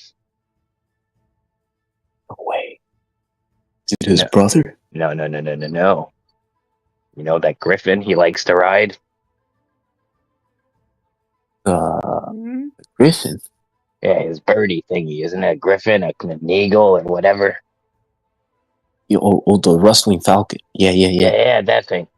Well, apparently he likes to ride it in more than one way, if you catch my drift. Oh my god, there's no way. There's no way. What?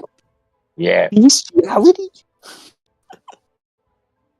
Yeah, I personally caught him once, and that's kind of how I have really good job security around here. I told him I'd spill the beans if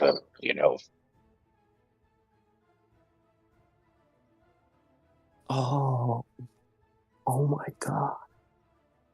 That's crazy. It's all starting to make sense now, isn't it? This place is insane. I thought Paulie and Tommy was crazy, but this is as you guys round the corner, you And will also, see guys, the last thing you should do is tell anyone about this. they will be nodding their heads as you guys turn the corner, and then they will all kind of stop in their track. As you guys see two bandana wearing motherfuckers standing outside of like some heavy wrought iron doors. Let me make sure this is actually, can you guys even see this shit? Oh, you can. Yeah, you guys will see two bandana wearing guys standing outside of these wrought iron doors. I guess what's your passive perceptions? 19. 10. 19 to 10. Murdoch, you won't hear anything, but Born, you will hear quite strangely. It sounds like a fucking barn in there. You hear like moving, some clip clopping, some rattles, and some hisses. All very, very strange shit. Sounds of animals, essentially. And you will see this short-looking kid. He's got a shock of yellow hair and a bright purple suit. Kind of looks like an IRL chibi. He's very rotund as well, and he will be kind of like slapping his cheeks together, and kind of like making funny faces at these two guards. Like, come on, guys, let me in. Let me in. I just want to see them. I just want to, just spend some time with them. Just relax with them a little bit. But these two guys standing in front will resolutely shake their heads. One of them will be like, sorry, Mr. Glaubenheimer. You know the rules. No one's allowed in Miss Juliet's animal pen without her say-so. Especially this late at night. Sorry, sir. This guy will be stamping his feet, getting very, very irate. And there'll be like a kind of sweet smell emanating from him. He'll start to like bounce around the hallway, getting pissed. And you also start to see his body will start to be covered in like almost like a brown what's the word? Orifice, like a shell. Kind of like growing all around his body as he just bounces up and down the hallway, getting more and more pissed. But as soon as he catches sight of you guys, he will almost stop immediately and start to make his way over to you, completely forgetting the door. Like, well, what do we have here? Who are you? He'll be looking at you guys. The men that you were with will almost immediately fold and take a step back, leaving you guys to pretty much fend for yourselves. As he gets close to you, he'll be looking between the two of you, like, I haven't seen you guys before. Well, probably not. Name's KB Fish's rat catcher extraordinaire, and here's my partner Jimmy. Don't come around all that often, maybe once often after hours. You wouldn't have seen me. Who are you, young sir? I'm Augustus. To meet you.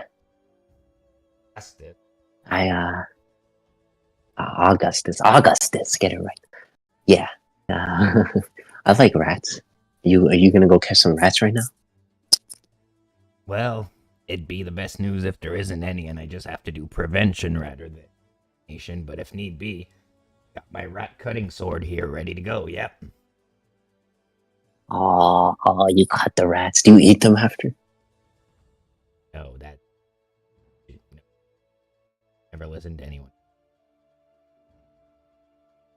You know you can get diseases from them, right? Yeah. Uh, I've never eaten a rat before. Can I come with you guys? Hey, I'm not gonna let you eat the rat if you come with us. But you Why can come with not? us. Okay, because I don't want you to get sick. Look like an I'll important be member fine. here of the castle. Like the way these guys are all respecting Let you me and everything. eat it. This guy will start to get a little bit pissed. He'll adopt like a little pout. This guy will slide up to you, be like, Mr. Fishes, you don't want to say no to this guy. Why, is he like the kid of some big shot or something like that? No. He's he got brought in by Dufeld. He got brought in by Dufeld. He's from the Grand Line. He's crazy. He has this thing. Anyone that says no to him, he gets really mad. You don't want to say no. I'm just looking out for you.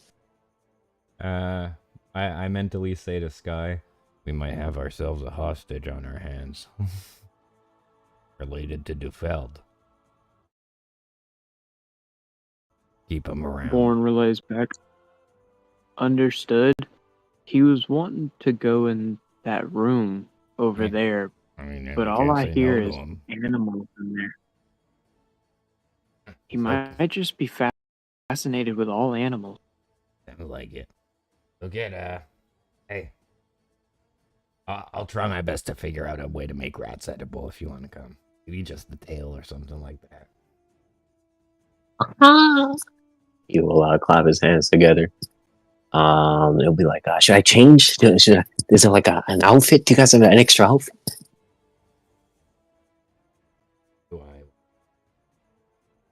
But on me. Sometimes I do have extras. I'm so excited. How long have you been catching rats? He's saying this to you, Warren, as he gets real close.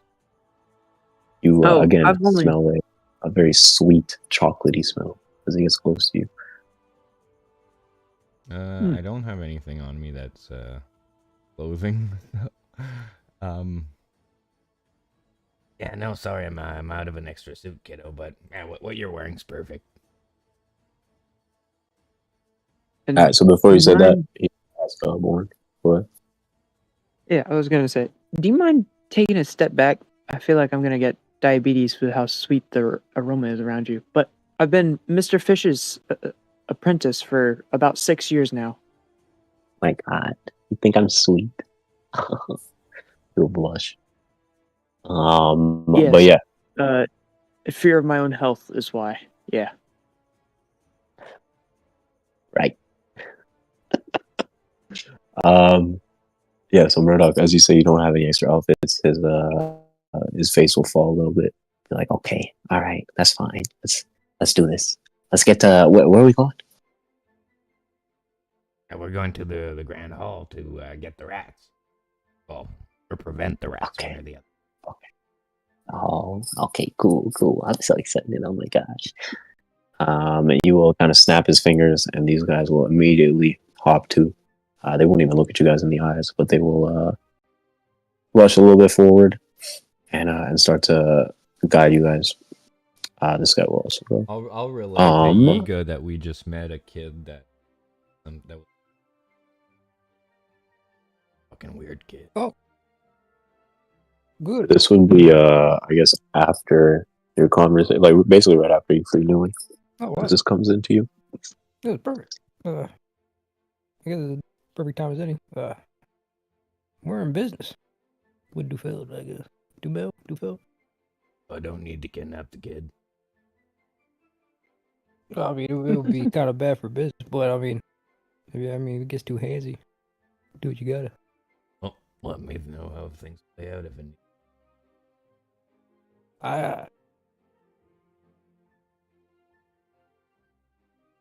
All right, so I will say, as this kid turns around and starts marching towards the door, you guys will see on his little purple suit, his little 3-piece purple suit, across the back there is embroidered in the finest gold material, a bright number 5. Right. But yeah, 5. Well, I guess not really bright, but like stitched into the suit, number 5. Yeah, He was saying it was gold, so it was bright, being reflective of the light. But I guess Murdoch, you give me a DC 10 history to try and connect this. History.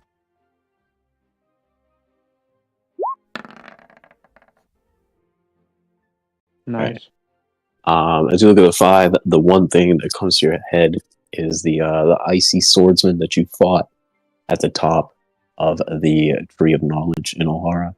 He had a armband across his arm that had the inscription of a number 4 on it. I think also you saw Romeo and Juliet in Bollywood, and they had numbers on them as well. Specifically 2 for Romeo and 3 for Juliet. But yeah, these guys will open up this door, and they will start to make their way down the stairs. I'm gonna let Sky know that I think this kid's a consigliere.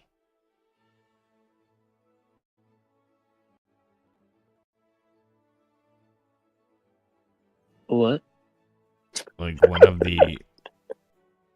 the guys in charge or some shit.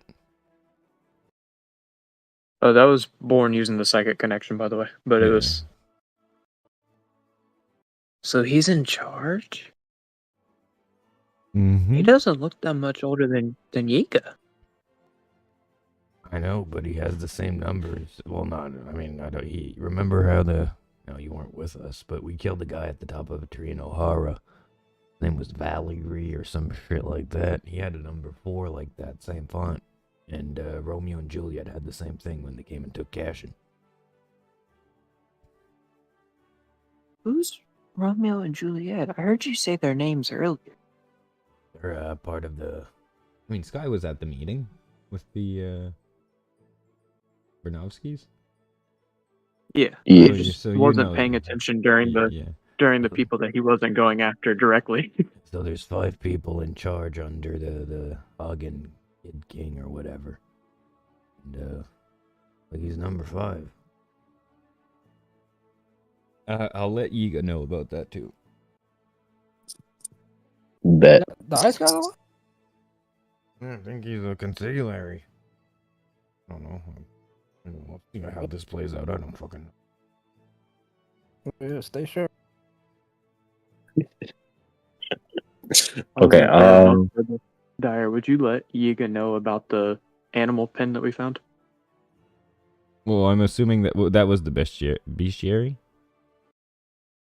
Yeah. Yeah. Well, we know about it. It was on the map. Yeah. Okay. Alright, so they will take you down a set of stairs to another hallway, and you guys will find yourselves in a very illustrious and massive ballroom. Might take a while to load. Let me know when you guys are good. Is time everybody on? It's not.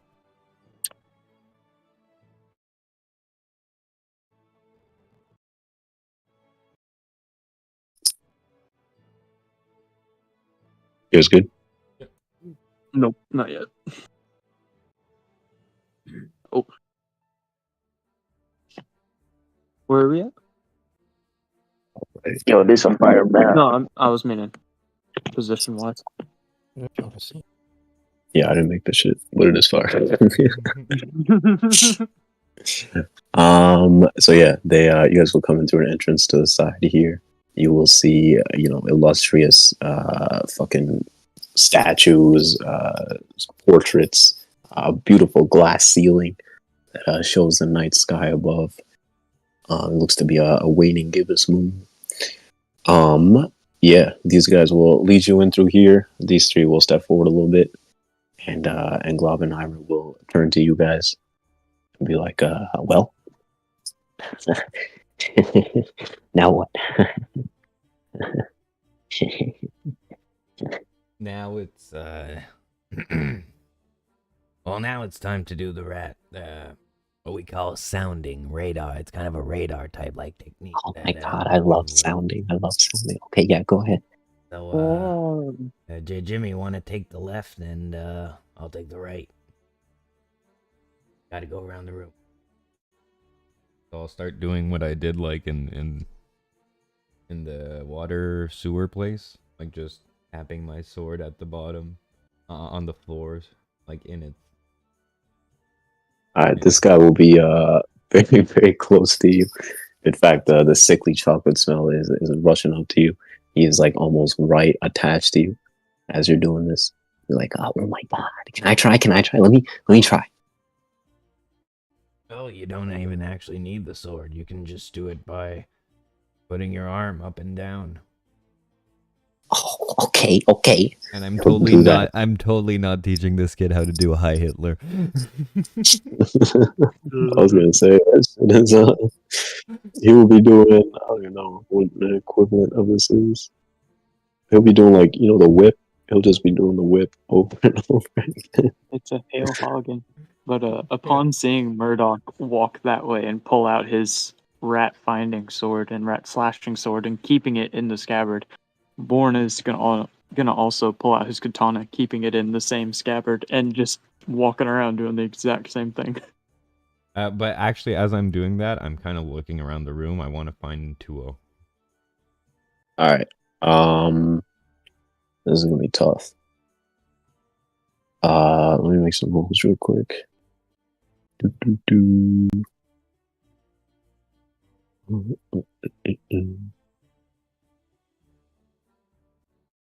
think anyone can see this. Oh no, I think you guys can actually see this.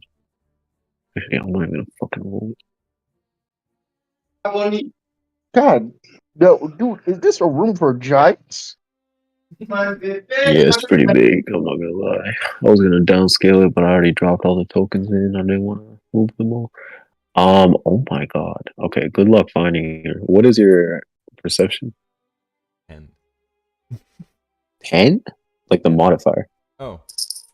No, my perception 0. Okay, yeah, good luck. There's no fucking way. But yeah, you can look around and try and find her. Can I use investigation instead of perception? Yeah, sure. Passive perception or investigation. Same for you, Born.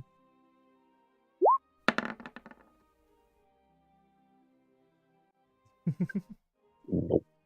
I will say this guy's with you. And these guys are with you, Born. So what exactly are you doing? You said you pull out your scabbard and start tapping it on the ground? Yeah. Yeah. Born. Yeah. Alright, so as you're doing that, these guys will come up to you and be like, okay, so you're telling me. They'll be like looking over their shoulders to make sure that Augustus isn't near them. They'll look back at you and be like, you're telling me Juliet is hooking up with... Walk. Okay, sorry. You're telling me Juliet is hooking up with Mr. Percival, and then Romeo is hooking up with his bird? Hey, that's what KB said, and are you one to doubt a rat catcher extraordinaire's word? I think he seems like a pretty credible guy. Have you seen it? Like where does it happen? Is it like in the aviary?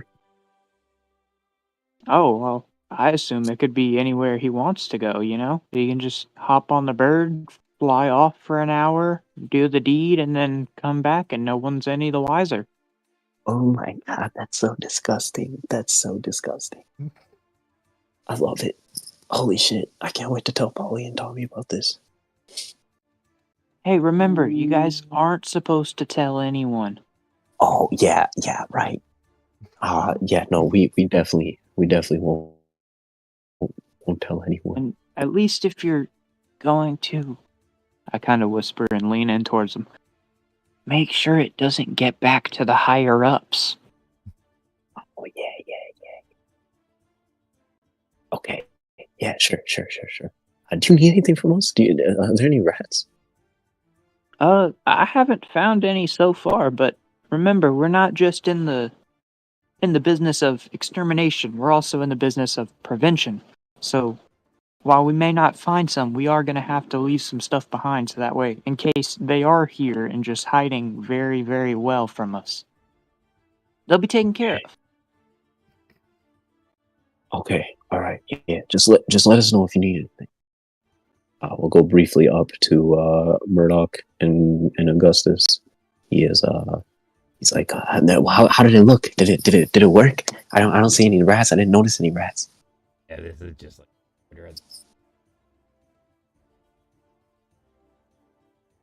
So there's no rats in this quarter of the room. Keep going over there, and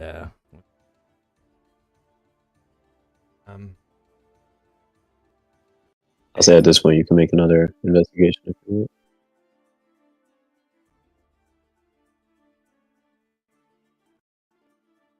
As I do the investigation, I ask Sky. So, what do you think our over-under is on getting rid of this guy right away? And these guards. And making it out. I don't know if you saw, but whenever he was standing there with the guards in front of the bestiary, whatever the room was called, he started to develop a shell the more and more he got angry. So I think if it would be best to go for him first, but if we waited and he ended up developing that shell, we might need something that could pierce it.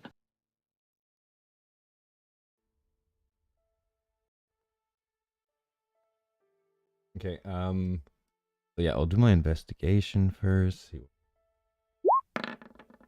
Let's go. So I'm at a crossroads as a DM. Do I reward the crit or do I honor the roll? I think what I did last time was similar. Okay, so we'll say that you train your eyes looking around for Tuo, any signs of her.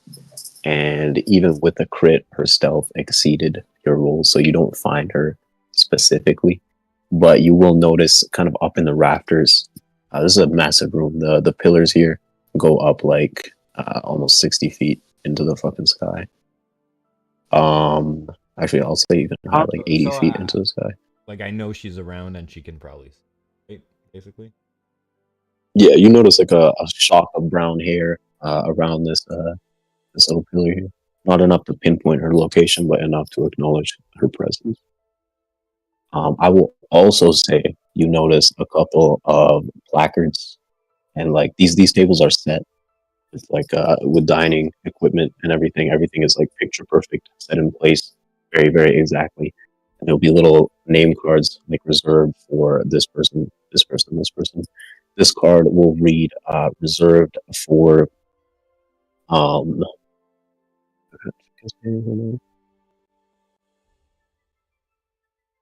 So I'll right away let this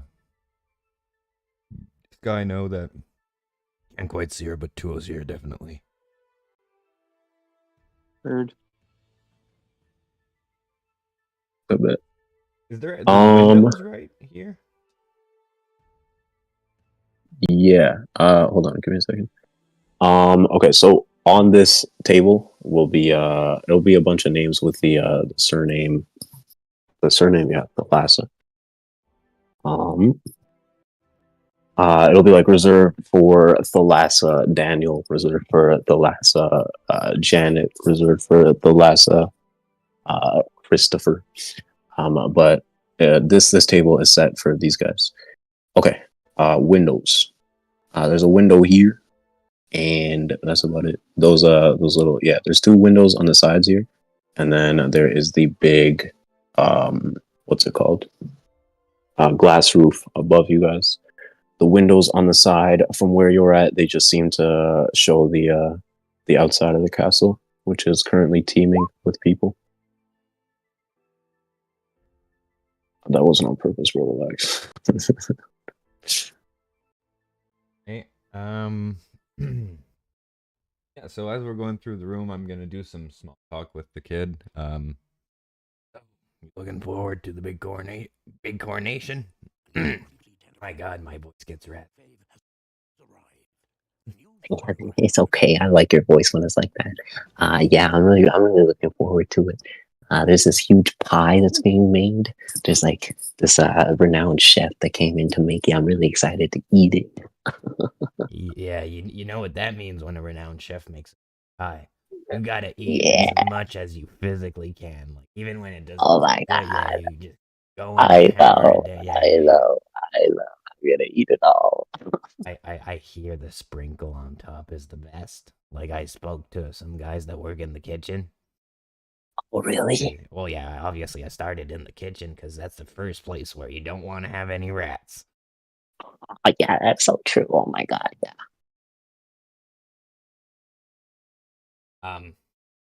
I'm gonna let Sky know. At this point, I think Contavious is on his own. Don't think we're gonna get a better opportunity to get out of here.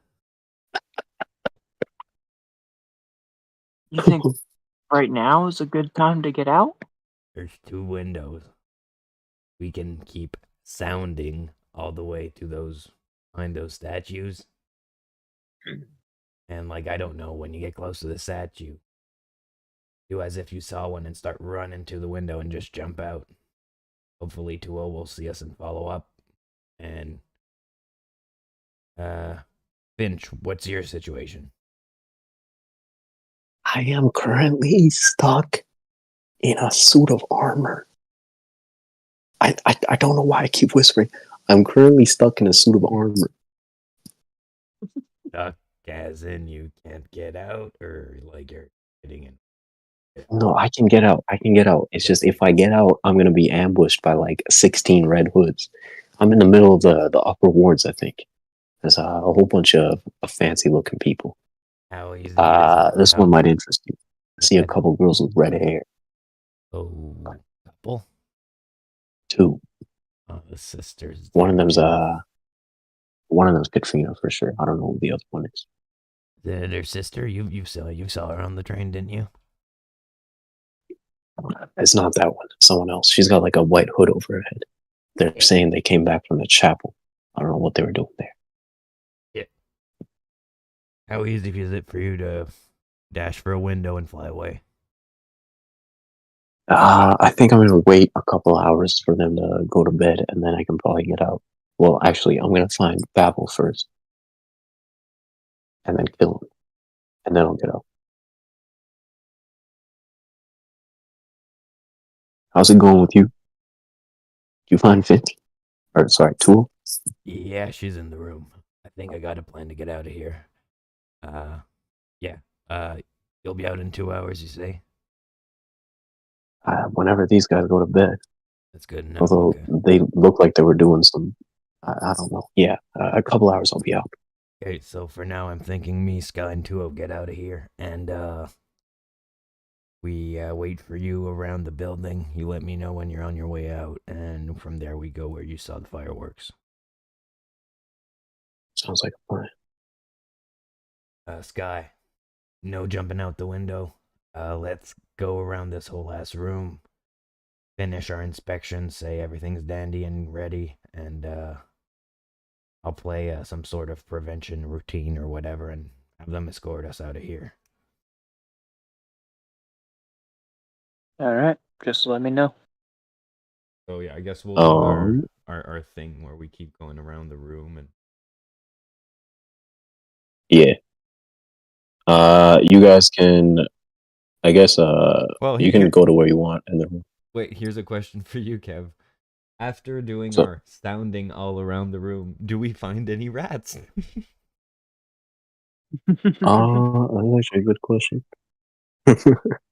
I guess we'll 1d100. I don't know if you get unlucky or lucky. We'll see how lucky you get. Both of us or just one? Just KB fishes. 1d100. Okay. 6 years gets you nothing. 22. All right. You can drag your tokens to where you want them to be within the room itself. Both of you guys. Well, we'll say that this is just throughout the process, and then yeah, we'll we back in your shit. did each our full, so those two. Let's say we meet up on. All right, bet. Would you guys be looking at these tables for name cards as you're moving? Yeah, I guess as we're going, do we see any interesting names? Do I see maybe the Dare table and see the names or some shit like that? Yes, the Dare table is here. You will see Katrina Dare, a name by, well, here, I'll put the name in the chat. Katrina Dare, Onya Dare, and then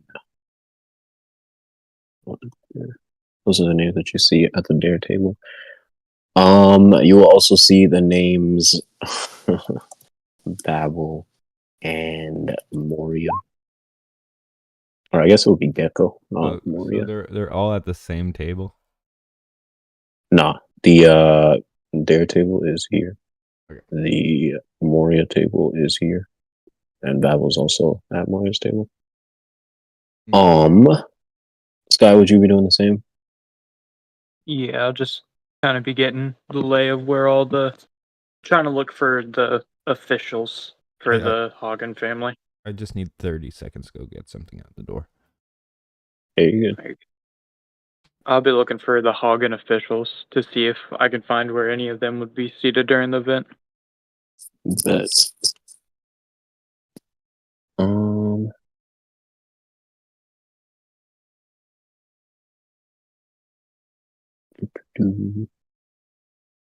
Okay, so we'll say that over here, the Hagens are at these corner tables, essentially. You'll see Romeo and Juliet are at this table. Percival and a person by the name of Cash and Box are at this table. You're good. We're just saying he was looking for the Hagen names, so he saw Romeo and Juliet at this table. Percival and Cash and Box are at this table. Luca Brazzi and Globenheimer are at this table. And am I missing anyone? Let me see.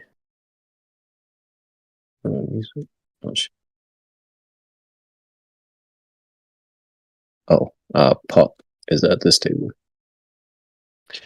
I'll convey to Murdoch that they got two representatives of the Hagens sitting in the corner tables.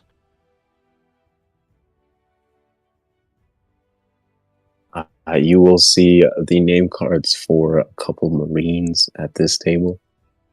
There'll be like what's the word? Forget. Oh yeah, Commodore, and then I think I made her a rear. I don't think I made her a rear up. I forget their fucking ranks, but this guy will be a Commodore, and then I don't know if these names would be familiar to Bourne, but you will see the names here. What are their names? Woman Lucia. And then finally at this table. What the fuck? Murdoch Finally, is internally mentally laughing. Yo, Yiga, catch this one. Fucking 10, she's alive. Oh, what? Remember those two jackasses on the train? Oh, what? Damn. They're tough. This table will have the name wrong. Some ramen people do. Okay. I could go for some ramen. Bourne says that in his mind to Murdoch as he reads the name Romanoff. He's like, I could go for some ramen right now. Okay, so I will say, in terms of finding pests, Sky, you will be canvassing the walls with these two guys behind you, not so conspicuously gossiping the whole time. You will see a little mouse, definitely not a rat, a little mouse sneaking in and out of the corners. If you want to try and catch it, I will say give me a... What would this be? Sleight of hand? Yeah, sleight of hand.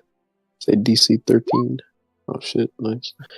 These guys are distracted chatting about some bullshit, and you just like almost instantaneously snatch this little tiny mouse out of the corners of a room. They will be looking at you like, oh my god, there really were rats. What kind of rat is that? Well, See, this one isn't really a rat. Hey, KB, we're still on the mouse duty as well as rats, right? They took the full vermin package. All right. Well, I got a mouse for us. Good. God, I can't wait to eat it. So yeah, you can snatch that mouse up. Anything you want to do with it, or you just holding it for now? I'm going to. All right. So this is gonna sound weird, but inside of the cook's utensils, there are pots. Would there be a latch with the lid for the pot? Yeah, like the removable pot lid. Yeah, I'm saying, like, would there be a latch to, like, keep it on there and secured? Like a Tupperware thing. Yeah, sure. Let's say you have a couple of Tupperware-esque containers. Let's go. Alright, so I'm gonna have that. I'm gonna poke some holes in it with the forks from the cook's utensils, just that way it can still breathe in there, you know? We're not always trying to kill him, but this dude said he would want to try some of it, so we're gonna keep it alive as long as possible. And I'm gonna put it in the Tupperware container and just make sure that it can't get out from my possession. But you can add mouse to your items. It'll weigh 0.5 pounds. As I see this guy do that, I ask him, Still got a bit of a paver, or did you? Oh, never got some. Oh no, I used all of that on the pecan pie. This is mental communicated. oh, I would say Murdoch, when you are like about here, you will notice a cluster of cockroaches peeking out from the pillar. Not quite rats, but a collection of pests, so to say. There's just like 3 or 4 of them, kind of just like not moving in a little bit of an alcove, kind of hidden from sight. But you know, you've noticed them. What do you want to do? Leave them there? Catch them? Kill them? I want to slice them like lengthwise in one clean slice, as if they were like Subway buns. All right, bet. We'll say another sleight of hand check. We'll say like DC 15.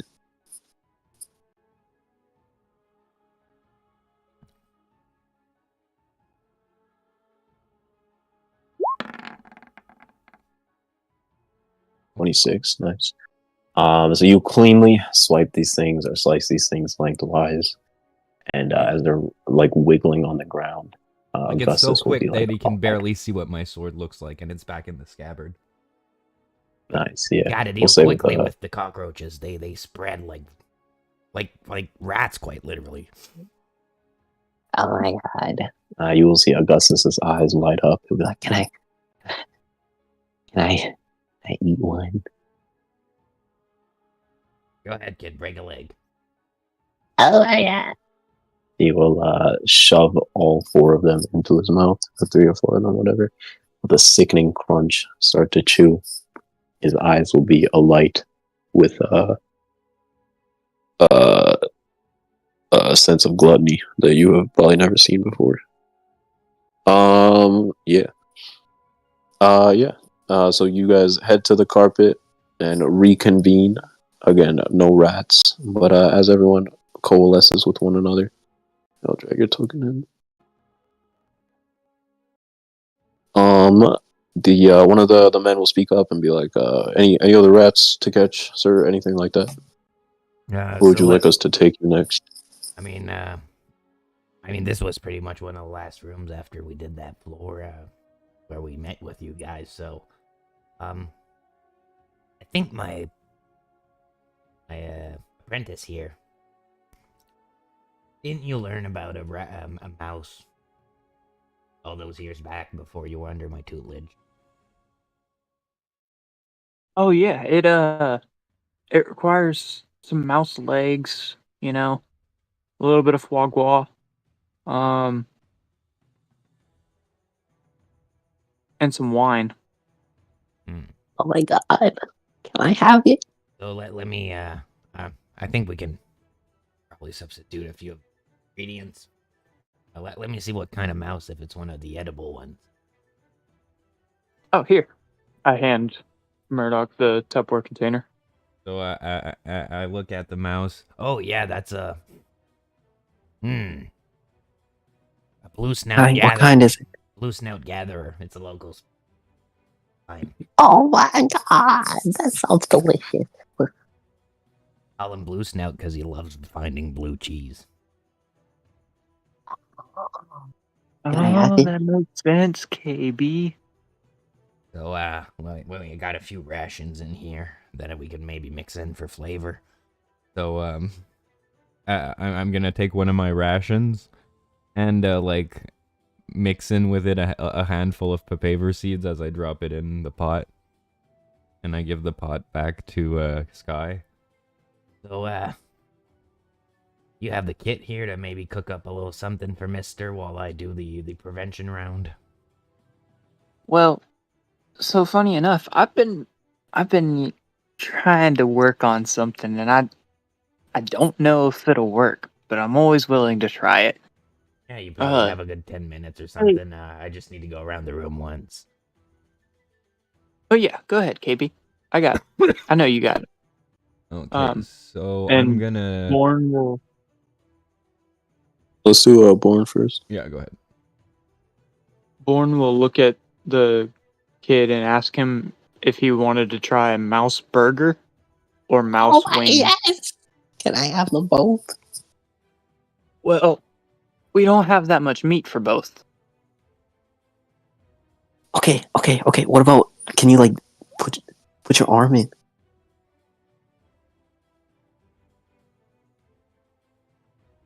I'm sorry, what? Cut off your hand. I'm gonna ignore that. Wait. You! We'll point at this guy. Like, I cut off your hand and put it in the pot. Oh my god, it's gonna be so good. I don't cook with human ingredients. Why not? The last time he tried, he made all of us sick. He's terrible at cooking them. Oh, you did it? You did it before? Tried. The guy's an experimenter. He's a kind of a pioneer of food making, but human flesh, Nobody else not his would thing. dare Sucked. to make a mouse. Nobody else would dare to make a mouse burger. Tasted like a wet Twinkie, and I was on the shitter for 3 days. I'll say give me a persuasion check, Born. I'll get you help from what Murdoch said. Say DC 17. No, DC 15. Let's go. The kid will be like, okay, alright, no hands. You will see this guy noticeably sag in relief. But yeah, they will crowd around you. He'll be like, okay, alright, I guess I'll take the burger. Alright, So- good choice. Good choice. Good. I'll start going around the room then. Basically what I'm gonna do is grab another one of my rations.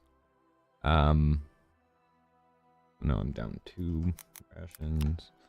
And start crumbling it around the, like, little tiny pieces here and there on the floor as I walk around and do weird hand gestures. And I'm going, mo boy, bye, dit sao. Mo boy, bye, dit sao. Mo boy, bye, dit sao. And I keep doing that all around the room. But as I get close to the area where I think I spotted 2-0, in my weird hand gestures, I'm gonna point to her and point back to me, and just like a over here sign to tell her to like follow us when we move out of the room. Okay. You will see a dagger seemingly just emerge from the shadows and land with a thunk on the ground right in front of you. As you look at it, and almost in the blink of an eye, it will disappear. Put some new gadgets and see. Well, good. I take that for she got it, and yeah, I'll make my way all over the room until I circle back to the carpet the way Born arrived there, basically. I bet. While that's happening, Born, what exactly are you doing with this mouse burger? All right. So this is gonna be like a deep and elaborate setup to making an electric cooktop. Like a portable stove? Yes, except it's just gonna be the pot is gonna be, or the pan technically, since I'm doing a burger, is gonna be sitting directly on top of one of Born's shock dials. So it's gonna be using the electricity to heat up the metal to cook the burger with. Yeah, that's cool. I'll also give you a cooking utensils check. I'll give you advantage for using the dial. We'll say to make a mouse burger DC 17. Your choice of the attribute. Oh, well, we want it to be edible and healthy for him, so I'm doing Constitution. 23. Nice. All right, so this guy is crowded around, and there's like a slightly disgusting smell that's emanating as you're cooking this mouse meat. He is undeterred. The rest of these guys will take a step back, but as the process continues, the smell goes from disgusting to a lot, a lot more tantalizing. About halfway through the procedure, he will look up at you and be like, "Can I put some chocolate in? I really like chocolate." Whoa, why don't we hold off on that, just so that way you can know how this tastes? You already know how chocolate tastes. Yeah, but I've never had a chocolate mouse burger though. Yeah, but you've never had a regular mouse burger either. Oh, yeah, that's true. Oh my god, so mean. As the outside has like started to harden up, but isn't like fully crusted over yet. It's like halfway through the process. I'll take some of the papaya seeds and some other spices and just kind of like crush them up in my hand and just sprinkle them over. Jesus Christ, I bet. How many papaya seeds you have left? Oh, I just I put in the pot before handing him back the pot. I put in like a handful, so maybe like 5 grams, 10 grams, enough to get someone pretty fucking high. Enough for one person, definitely. Yeah, I'll say you can take away 0.25 from whatever you have. Okay. And then Born, you said you're putting your own. 0.25 is way more than 10 grams, but I do not mind. That's okay. Yeah. This guy's gonna be a glazed like a fucking donut. How much are you putting in? Some too, though, or not? Oh no, I had put all of mine on the pecan pie. The only bit I got was just now from Murdoch. I think it was 8 pounds or some shit like that. There's a lot. Yeah, 8 pounds of papaya seeds went in that pecan pie. I bet. Let me actually make a note of that. 8.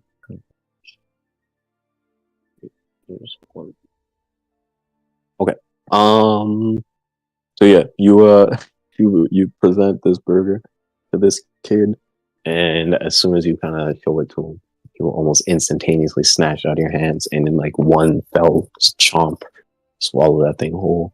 He will like chew it for less than a second, and with a large gulp, swallow it. It'll be like a beat where he looks at you. Another beat, he's staring at you very intently. Another beat, he will raise his hands. Another beat, he will put them to his stomach and start patting it and let out like a very satisfied burp.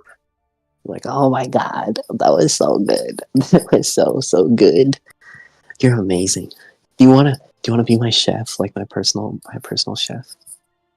Oh no, chefing is just my hobby and my pastime.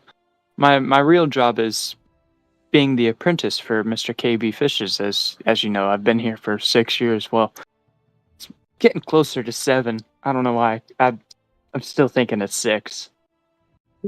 Leave. But why? So you can work for me. But why? Because I want you to. Well, just because you want me to doesn't mean I want to. But I want you to. Yeah. Well, I'll pay you just like good. how you have wants and you have needs, other people have those too. But mine are more important. To you, maybe. Are you saying that I'm not important to you? I'm saying that everyone is always looking at their own best interest first.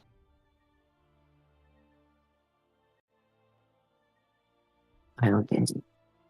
Give me a persuasion check. Say DC 16. 25, that's a nat 19. Nice. You'll be like, oh, okay, whatever. After this, I'm gonna find you and I'm gonna make you my chef. But I guess I should focus on the coronation. Okay. That was really good though. As you finish up with your chanting, these guys will again look to you guys and be like, all right, do you guys need to go anywhere else, or are you done? I think we're done. Bring us back to back outside where and we're out of your hair. The receipt to Mr. Brazzi at the end of the month. Sounds good. Yeah, sounds good.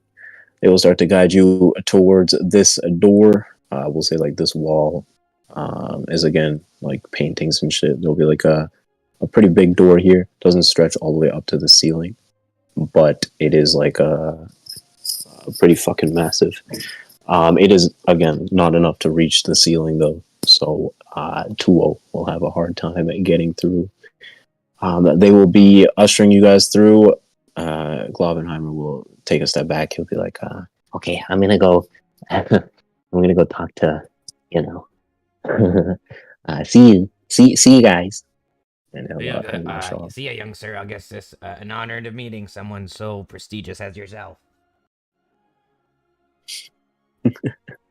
He will be out of earshot. But yeah, these guys will be taking you to the doors and then another short hallway to get to the main hall and through the main exit. Wait. Before we leave, gentlemen, I need to get the last member of my crew. Oh. Where are they located? Oh, well, they've been with us the whole time. When me and Jimmy here are checking the floors, we got Amy checking the roofs. You can come down, Amy. Your roof servicing is done. Horn holds out his arms. Yeah. As you hold down your arms, there will be a blur coming from the ceilings, and then a about medium-sized girl dropping down from the sky, trying to land in your arms. There is fear in her eyes as she is falling quite a distance. I'm gonna need an acrobatics or sleight of hand check to catch her. Say DC 17. Oh shit, nice. What's her range on a feather ball? Give me 1 second. 60 feet. I bet. Yeah, that's cool. So yeah, as she's falling, you hold up your dial and slow her down to the point where she elegantly and casually descends, and kind of like looking with wide eyes, as if she doesn't really understand what is going on. Where's she at? She will land about here. Give a smart salute. Like, yeah, it's me reporting for duty. And sirs, this is my niece, Amy. It runs in the family. Yep. Amy, a great rat catcher extraordinaire in the becoming herself. Yup. No rats in the rafters. We're good. Oh yeah. We'll be out of your hair, guys, and don't forget what we said between each other. Hey, it's a. Oh my god, yeah. I wouldn't go telling that to Tommy to make him maybe feel better about the breakup. Maybe some good gossip will make him feel better. I know it's tempting to tell him, but I wouldn't tell him. They'll be like, oh yeah, no, we definitely won't tell them. And you can very clearly tell that they're lying. They'll be like, I think Tommy's the one in the wrong.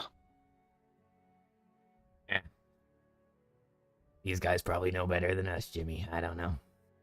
Wait, hold on. Why do you think Tommy's on the wrong? He's the one that cheated on Paul. Did you ever think that there was a reason for him to cheat on Polly? Oh my god. You know why? You know why he did? Hey, we already gave you some of the juicier stuff. Just remember, between you guys. Yeah, definitely just between us. Okay, listen, before you guys go, we just gotta do like a little like pat you down, check through all your stuff. Make sure you guys didn't, smuggle anything out. Not to say that you guys would smuggle anything out of the castle, but it's just, standard procedure whenever we have guests.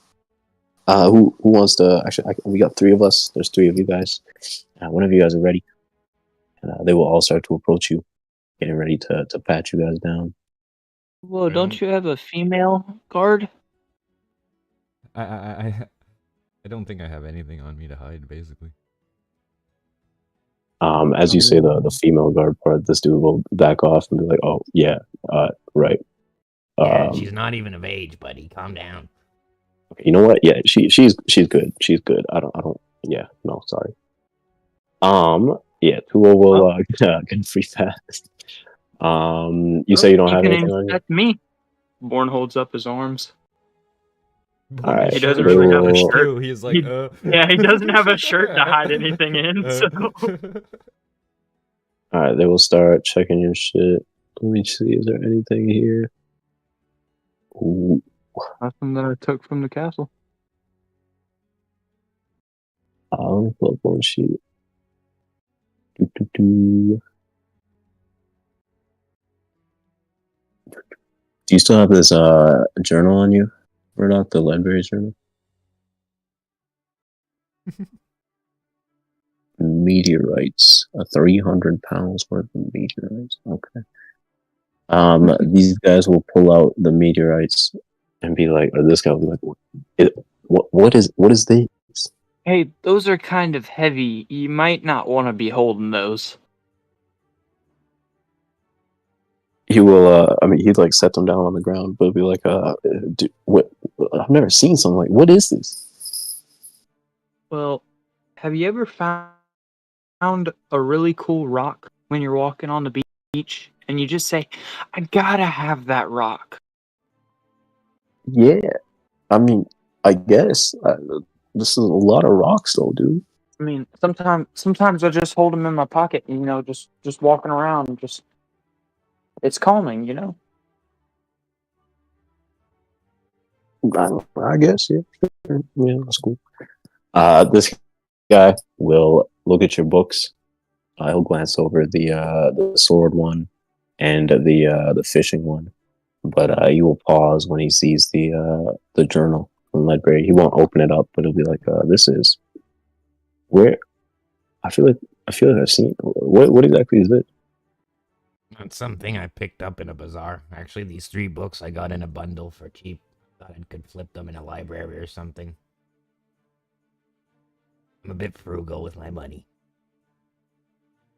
Man, I can't hate. Is that a clown outfit? What? Clown outfit? Yeah. Used it for Amy's birthday party a few weeks back. Oh, that's nice of you. Okay, well, you guys jackass. It was Radzo the clown. It was super funny. These guys will be like, "Oh yeah, no, for sure." Okay, all right, well, have a good one, guys. I guess we'll see you next month. I don't know if you guys have invitations to the coronation, but if you do, we'll see you there. If you don't, please don't enter the premises. Take care. Oh yeah, you won't see us before the next round. Don't worry. Y'all have a good night. Y'all have a good month. I guess we're gonna just like lay low in the surroundings of the castle, waiting for Finch to get a chance to get out, and I'll let Finch know also to keep an eye out for Kent if she sees him. All right, Orn is gonna take his meteorites back. Yeah, that's cool. So yeah, you guys leave the castle. I will say for the performances and personas that you've adopted, you guys can both take an inspiration if you don't have one. That was very entertaining. I don't have it, but yeah, I have it already. But Joel can have it if. Yeah, you can give that to her. It's cool. I give mine to Finch. Does Finch have it? I don't know. Let's see. Finch.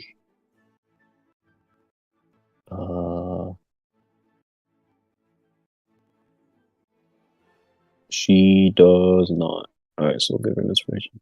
Okay, bet. So yeah, you guys get out of the castle and lay low in the surroundings. At this point, we will cut, I guess, back to the town itself. In this old man's house, Chuma, you are fighting for your life against a couple of Hagen people. Let me get rid of this. I should keep this and drop this. So this guy is acting first. He is going to rush over to you, pretty much. Or I guess he will. Yeah, he will have to dash to get over to you, but he will end his turn right next to you. Skip your turn since you acted already. This guy is going to pull out a pistol and aim it at you. He has advantage because of pack tactics. Wrong guy. He will aim it once and shoot at you for 13 piercing. And then he will draw his sword and rush at you. But he'll get to like about here before he can make any attacks. I guess no, he will get to like here. And then we'll go to this guy. This guy is also going to charge at you. He will get off a single attack as he gets close to you. This will also be an advantage. Okay. 15 and 13. You still standing? Was Angel here? Have I been talking to him? Yo. Did you hear what I said? Yeah. Alright, you still standing? Yeah. Okay, nice. Oh shit, then we go back to this guy. Alright, bet. He is going to levy his sword and try and take you out as he launches another couple of attacks. 17 hit. No. Alright, 20 will hit you for another 15. Damn, these guys are doing work. Alright, bro. I'll let Chuma go down.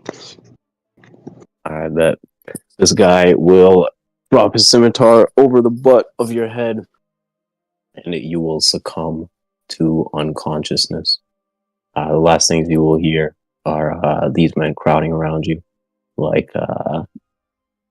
These men are crowding around you. They'll be like, all right, boys, let's take this one in, taking the old man too for questioning. And that's that. Good fight. I can drop this, and these guys will all be heading out. I guess with that, we can cut. Actually, they will try and stabilize you first, because they don't want you to take them down. Do they have anything? They don't. Okay, so they'll just be making medicine checks. Let me double check what the DC is for stabilize. Oh, it's just a DC 10. Alright, this guy will try it.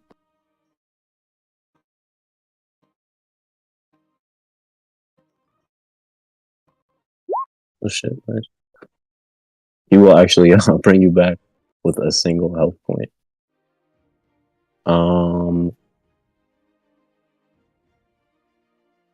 Yeah, he will bring you back with a single health point. I will say that before they stabilize you, they will strip you of all your belongings. So your swords will get taken, your any items that you had will get taken, any money that you had will get taken. You don't have to delete it off your sheet, but uncheck it, I guess. And yeah, they will manacle you, and as they revive you, they will kind of push you forward as they start marching you through the streets. Anything you want to say to these people as you're going? No, there's nothing to say. Okay, but I'll put you on this map. One of them will be like poking you from the behind. They'll be like, "So who are you? Bet you could run up on the Hagens, huh?" Yeah, but I'm be honest. Yo, Chuma's not responding to anything they say. This guy's not a talker. Well, we'll get him in the hold or in the keep. I bet first of all, we want to have a good talk with him. And yeah, they will start marching through the streets. As that is happening, we'll say that you guys are about here. As that is happening, the other group, Yiga and Onya, you guys will be about. Let me find your shit. Onya is there. Yeah, you guys will be about here. Nui, Vasily, Artyom, and Dagato will be with you. Actually, I'll say as you guys are leaving the ship, Artyom will put a hand on your shoulder, Yiga, and give you a nod. Yeah. You will point at the coastline, or kind of in the direction that you guys came from. Vasily will come up to you and be like, Captain, he's saying he's going back to the Boranovskis. Oh, yeah. Thank you, Artyom. He will nod his head and start to walk away. Vasily will be like, wait a second. Captain. What? It's, I don't really want to, I can't leave him by himself, What if he gets caught? I mean, he's strong. Yeah, but when we were up there fighting, he was taking a lot of hits. Like a lot of hits, man. Yeah. Alright, well, let's stick with us. I don't think he wants to. Listen, how about this? I'll take him back to the Bornovskis, and then I'll come back. Yeah, that's not wise. Because that's just two people getting caught instead of just one. No, but I won't get caught. Yeah, no. I'm him. Yeah, Vasily, you stay with us. Okay. Dagato will step forward and put his hand on your shoulder, Yiga. Like, Captain, I will take the big man. We will go by sea, and I will swim back. Alright, that's more like it. He will nod, and then walk over to Artyom, put a hand on his shoulder. Artyom will put a hand on his shoulder, and they will be having a silent conversation. At some point, they will turn to you and both nod, and then start to head towards the water. Good men, them too. Alright. Now let's get on our sneaky stuff. Alright, bet. I'll say give me a... Okay, so to be specific, it is Vasily and Onya with you. Or Vasily and Nui with you.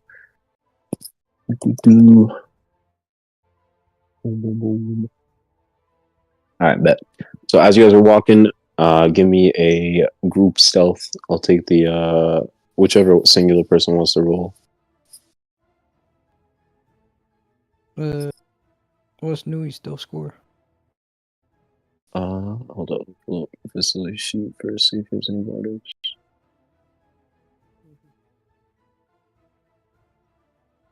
Does he have pass on the trace? No, I know. Vasily has... Oh, he has a single bardic. And then his stealth is a 6. Let's see.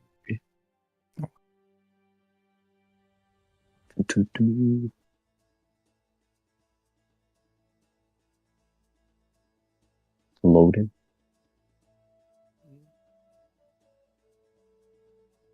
Just taking time.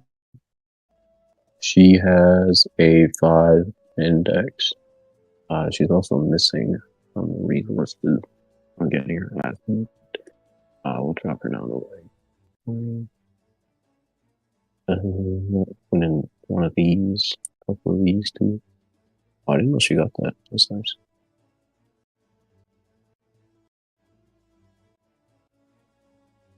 Ability check or AC. Okay, yeah. So If you want, Vasily can give you his bardic, and then Nui also has this that she can use to help you out. Flash Virginia. Yeah. Well, I mean, yeah. Vasily has a higher stealth score than me. I have a 5. Okay, but then we'll say that she adds her intelligence modifier to your roll, so a 5, and then Vasily, if you want, you can use his bardic to give himself a boost. Alright, yeah. Alright, so he will add, I think it's a 1d8, right? Yeah, a 1d8 to his stealth.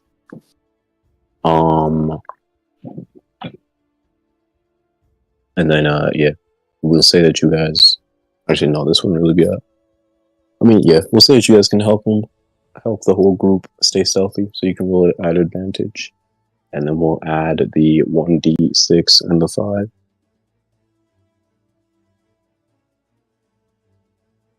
Anybody wants to roll it, they can. Oh.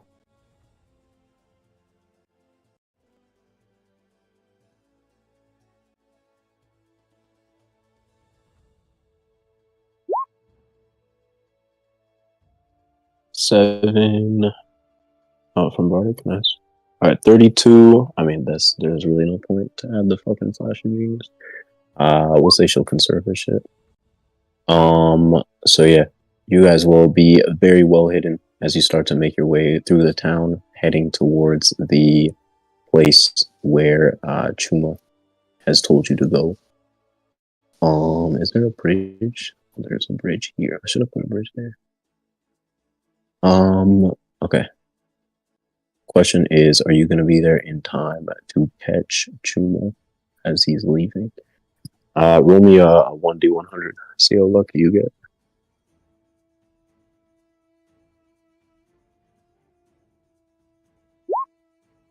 Damn. That's crazy. Okay, bet. Let's set this up then. 1, 2, 3.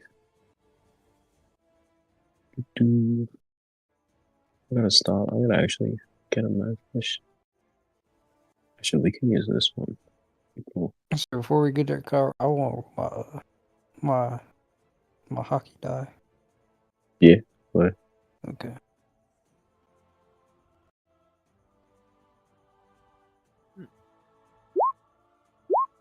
Oh. Oh, we jumped far. Okay. So you guys can drop your tokens about here. Ignore the fire. And imagine most of this is covered by snow. There's also yeah, just ignore a lot of shit. Let me drop in Nui and Vasily. Okay, so you guys will be turning a corner and you will see Chuma manacled and being pushed forward by a bunch of red hoods and a dude in a bandana with a fedora. They are laughing and jeering at him, like they're calling him names and shit. I don't know what Chuma's expression would be like in this situation, but you can clearly tell that he has been captured. You notice them before they notice you. What would you guys like to do? I want to run up on this thing, man. Alright, yeah, go ahead. I'm full sprint, jump kicking this guy. Oh shit! Okay. No, I wanted to. Oh wait, I can't do it right now. Right, so we haven't had a short rest or a long rest or anything, right? Nope. Yeah, so I'm pretty much on my last legs already. So. Hey, so are these guys. Okay, let's do an initiative then. I'll say since you are inciting combat, you will get a first action. I need a fucking group thing, man. Initiative. Oh my god, double crits. Or triple crits. Yo, you want to roll initiative, Angel? You have a single health point and no items.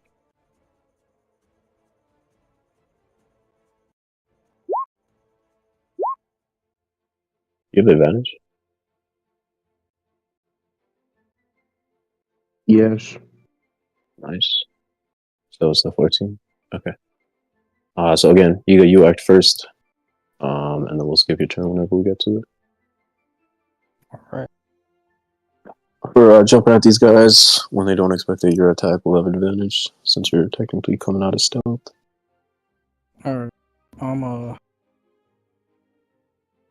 a jump kick both these guys like at the same time. Do like one of the like split kicks. Want to kick both of these guys at the same time? Yeah. I guess, yeah, it would just be 2 attacks. The first one would have advantage, the second one wouldn't.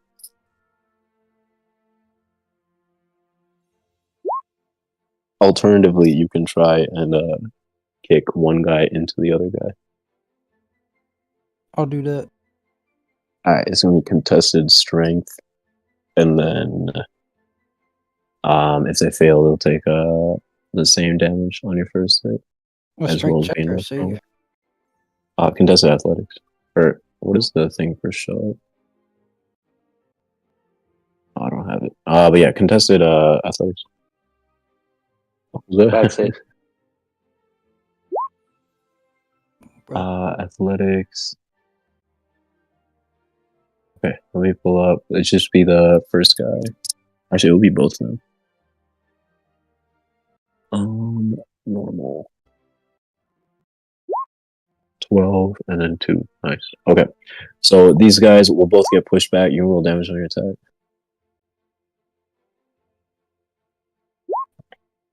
Okay, so you want to push this guy into this guy or this guy? And the guy with the hat. Okay, And in then which I'll case, go after that. oh my god, this guy's really good at this. Yeah. Okay. So this guy is going to get knocked prone from your attack and take the full damage. This guy is going to resist the attack. He won't get knocked prone. He'll take half the damage.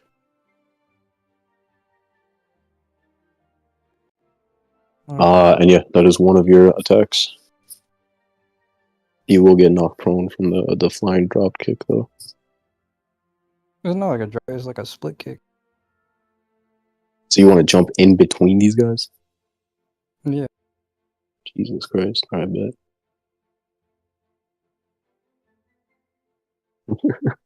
Oh my. Right. Yeah, then I'll start taking the other guy. Yeah, so this guy's prone. These two are not. Chuma is manacled. Don't remember the DC to save on it. Let me double check.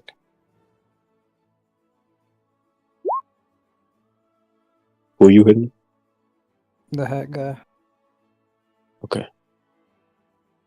No, I'll make it a stun strike. Alright. Let me double check this shit really quickly. Manacles. Okay, nice.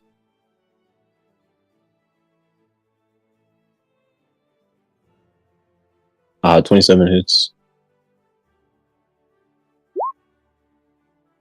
And then, what's the con save? I think it's 13. Okay, nice. Let's put this guy down here. And then... Alright, he is good. You want anything else on your turn? Yeah, flurry of blows. Nice.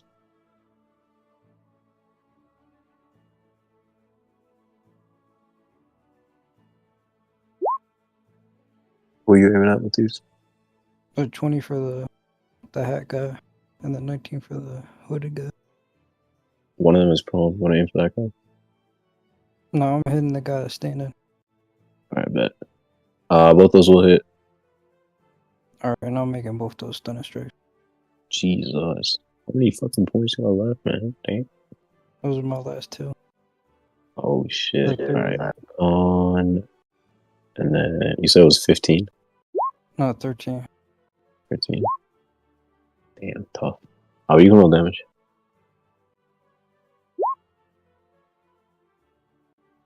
Nine was the first one. On this guy. Okay. This guy has taken quite a beating. He's looking pretty beat up, but he is still standing. This guy is the first time he got hit.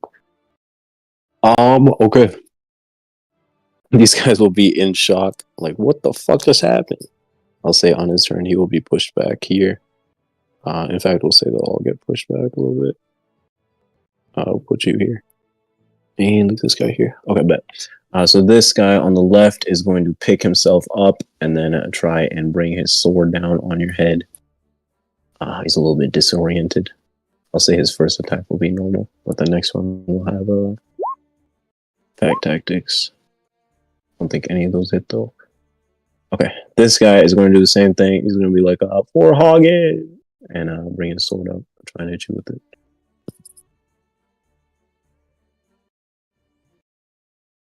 16 hit? Yeah. 13. Skip your turn. I'll go to this guy. He's going to be like, God damn it. Where are these all? I'm losing my ability to speak. He will... Holy shit, that's cool. He will use his bonus action to take a puff of his cigar and heal some health. And then he will bring his sword down on your head. Making 2 attacks at advantage.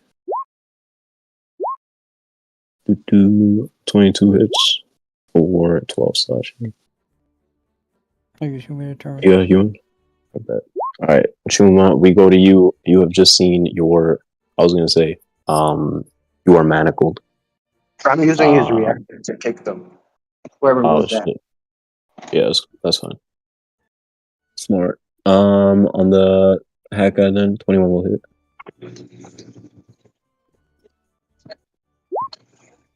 Unclick rage. No rage. Alright. +6. Okay. So my bad. You are manacled, which means you are essentially restrained, right? Yeah, that sounds right. That sounds right. So you are restrained, which means the following. Your speed is 0. Attack rolls against you have advantage, and you have disadvantage on dex saves. Your own attacks also have disadvantage. Although I will say kicking doesn't really fall under this restriction. But yeah. On your turn, you can try and escape. I think it's an action. You can try and escape with a DC 20 sleight of hand check, or you can try and break them apart with your bare hands with a DC 20 athletics check. And I will say this is an action to do so.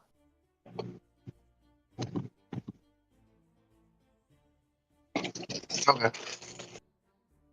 And technically, your speed wouldn't be 0 since they're just manacled to your hands. But we'll say you have like half speed or some shit like that.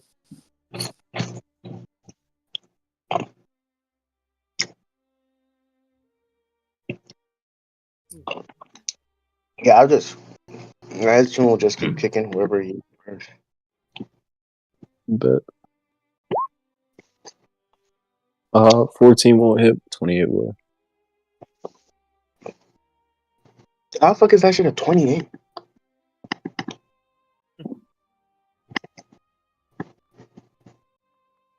Bro, that should be a crit. Crit on 18. That's a crit, bro. You crit on 18. Bro, Chuma doesn't have a +10 to his unarmed strike. It says +5, +2, +3. I don't know where the +2 and +3 are coming from. That's what I'm saying. We'll figure it out later though. And if it was a crit, it wouldn't affect the dice anyway, because it's... Yeah, but even if it's a crit, it's just 1 plus your strength. So, I guess it'll be 2. No, his strength is not a 2. 1. No, it'll be 2 plus your strength. You know?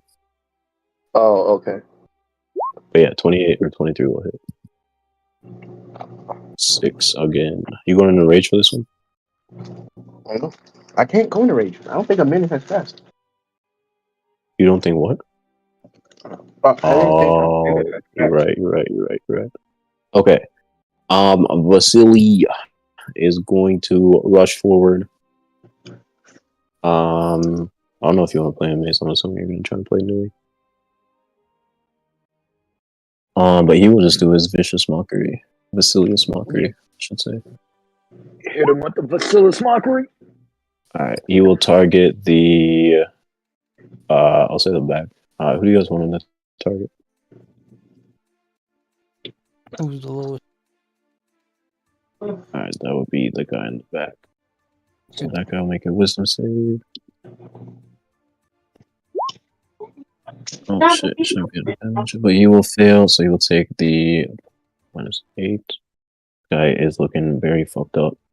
And he will have disadvantage on his next attack roll. Onya, we'll go to you. Okay.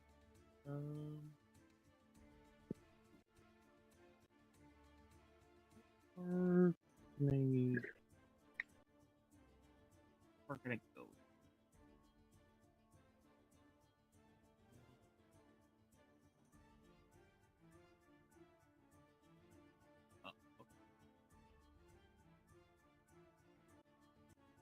Go.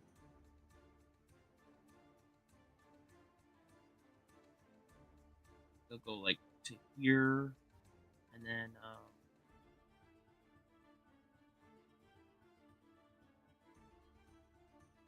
right. I think I'll throw acid splash at the nearest hood. Bet. Actually, what's the range on this? One creature or 60 two feet. creatures? I would have been able to hit them even if I stood still. Pretty much. Okay, so you can choose two creatures that you can see within range that are within 5 feet of each other. So these guys are within 5 feet. Okay, so I can do both hoods. Yup. Let's see. Dex saves. I gotta stop rolling this at advantage. That's a failure on the hood. And then the hat is also a failure. Yeah. So that is going to be enough to take out the hat. He's going to get taken out of initiative as he melts into a pile of gooey flesh. This guy is going to take big damage. How much was it? 13? Nice. Solid. Alright. Nui. Do you want to play Nui, Mace, or you better? Yeah, I got it mechanically. Yeah, she'll run at straight at them. I guess that far. That's 35 feet, I think. Right? Yeah, just 5 more feet. And then, yeah, as she's running, she'll charge up or she'll load one of her candies into her hand. Start trying to aim at the people over there. Launch a firebolt and let me see.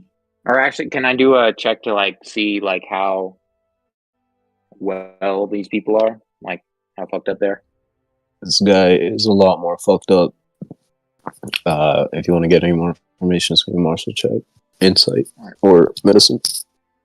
All right, let me do a martial check with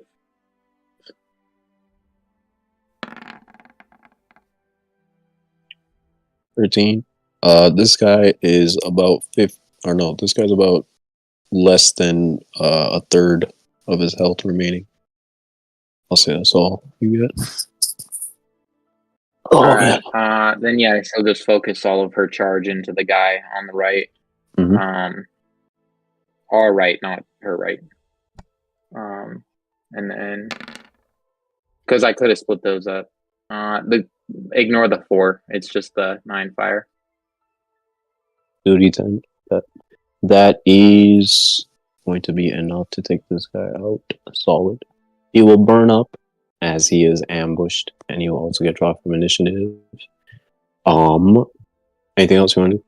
Nope. This last guy is going to take a look, realize that his allies are gone, and it's just him left. Gonna slowly tuck his scimitar into his waist, put his gloves or tie his boots very tightly, and then take off running. I guess that would be a sentinel attack if you want, Chuma.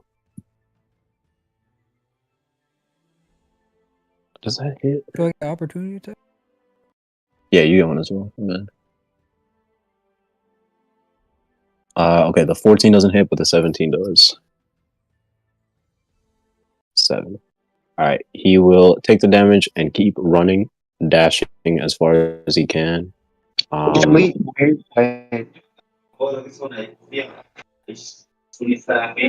Never mind. I can't do anything. Alright. So from this point, how far can you get? He is 60 feet, so you get to about here. Which means he will still be in range of a couple of your guys' spells. But yeah, he will get to like about here, and Yiga will go to you. Isn't that 2 opportunity attacks? Yeah, they took him.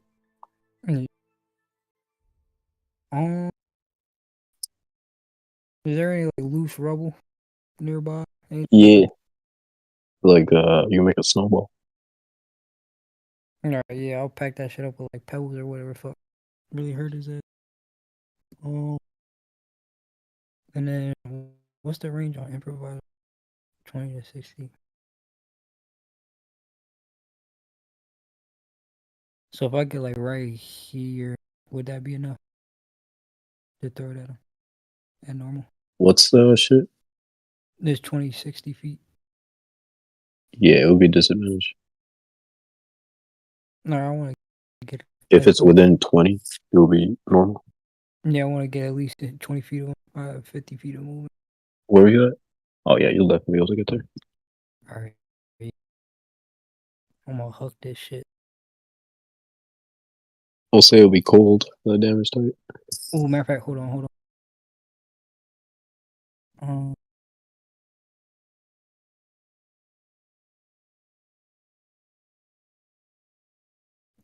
Oh wait, yeah.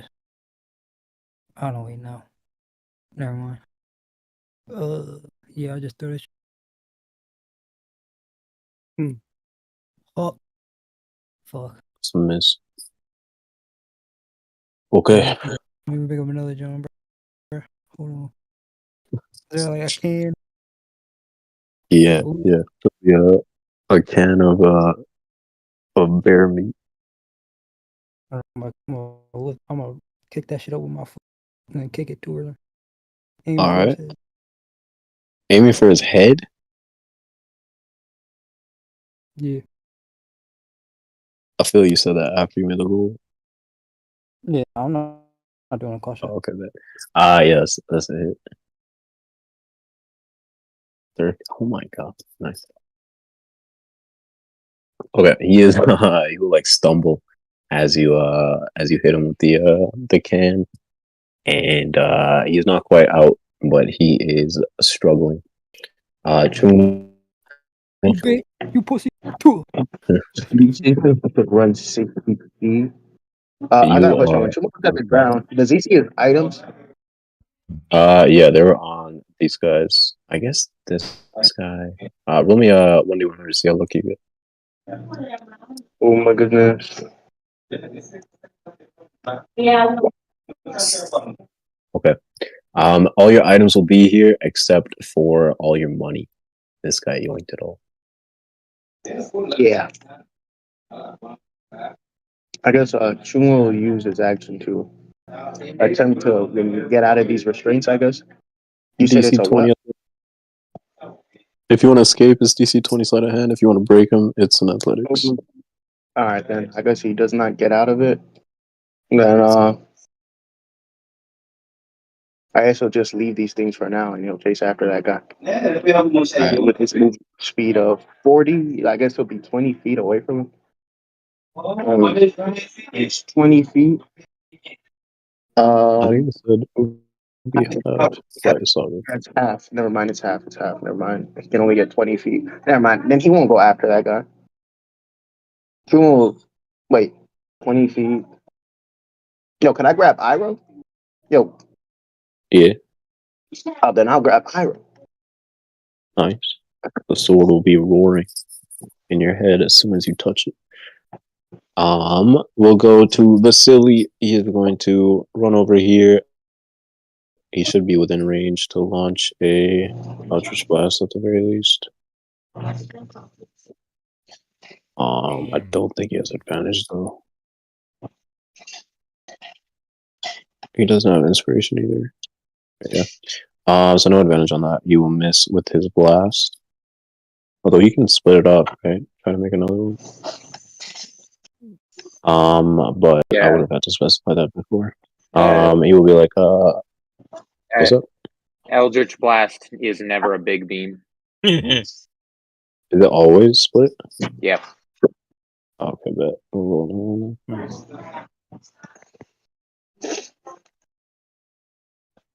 god. As he's throwing this blast, he will be looking at you, Chuma. I'll be like, oh my god, Chuma, are you alright? And he will launch it at your head. But I'm just playing. It will land to the side over here and scatter your items. Like, oh my god, I'm so sorry. Holy shit. Chuma, are you okay? Yeah. Alright, we'll go to Onya. Where's the enemy? I don't see him. He's all the way over here. Oh. Please, somebody have something that can reach there.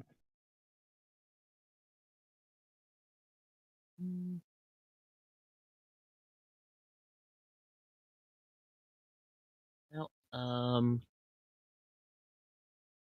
not. He is 60 feet away from you. I mean, I could do another acid splash, but at the same time, like, yeah, because I really can't do much else apart from my cantrips. I'm pretty much out of spell point. Yeah, so I guess we'll just do another acid splash then.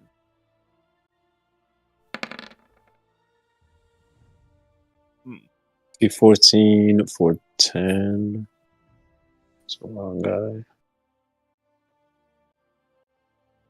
Ooh, alright, he'll take the full damage. That is going to be enough to take this guy out. Yay. With a scream, he will be melted Right. into another pile of flesh and red hoods. At that point, we will drop the initiative. Man, my kill count is high today. Good Vasily will job. be like, focus on the. I think he's dying. Oh my god, Chuma, please say something. Oh my god. He's fucking dead. What? You already said something. I don't understand. Oh, Yeah. my bad. Hold on. Alright, Let me right. ask you, right? And he still fails. We'll say these guys will help you break out. Yeah.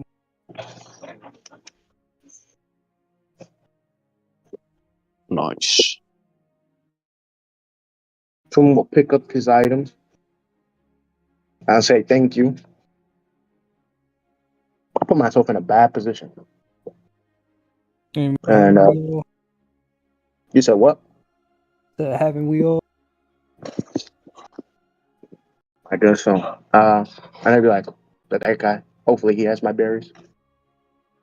There will also be a old man over here. He's also shackled up. He's the same guy that gave you safe haven, Chuma. Like, let me out! Let me out! Oh, I'll free you. Chuma will free you. Ugh. I guess you weren't lying, kid. You did protect me. Even though you kind of got your ass beat doing it. But I appreciate it. Why don't you all come inside before anyone else shows up? I mean, I need to get my stuff first. Alright, you rush over, grab your shit, and you guys can all jump into this guy's house. Let's see. This is basically a little bit of wrap up, but we'll say that you guys are on the outside. What's his face? Born, Tuo, and Murdoch. After an hour or so of waiting, Finch will be like, "I'm doing it. I'm gonna escape. If I don't say anything in 5 seconds, it means I'm dead." Okay. Let's see. Someone roll a 1d20. We'll see how lucky she gets. Or her stealth. We'll see how stealthy she is. D20. Oh god. Do. He has inspiration. Bench does have inspiration. Yeah. Alright. You can reroll it. She has a +5 to her stealth.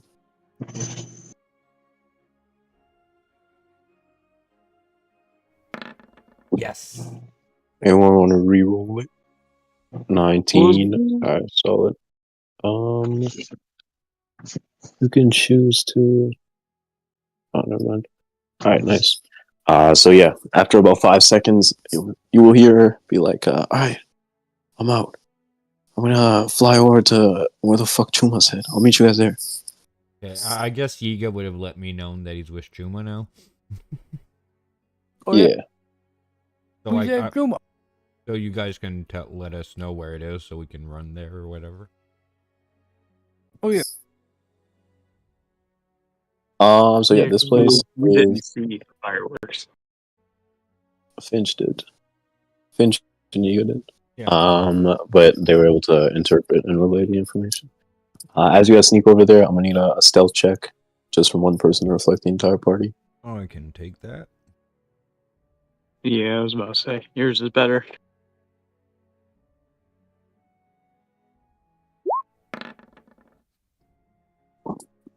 19 will be enough.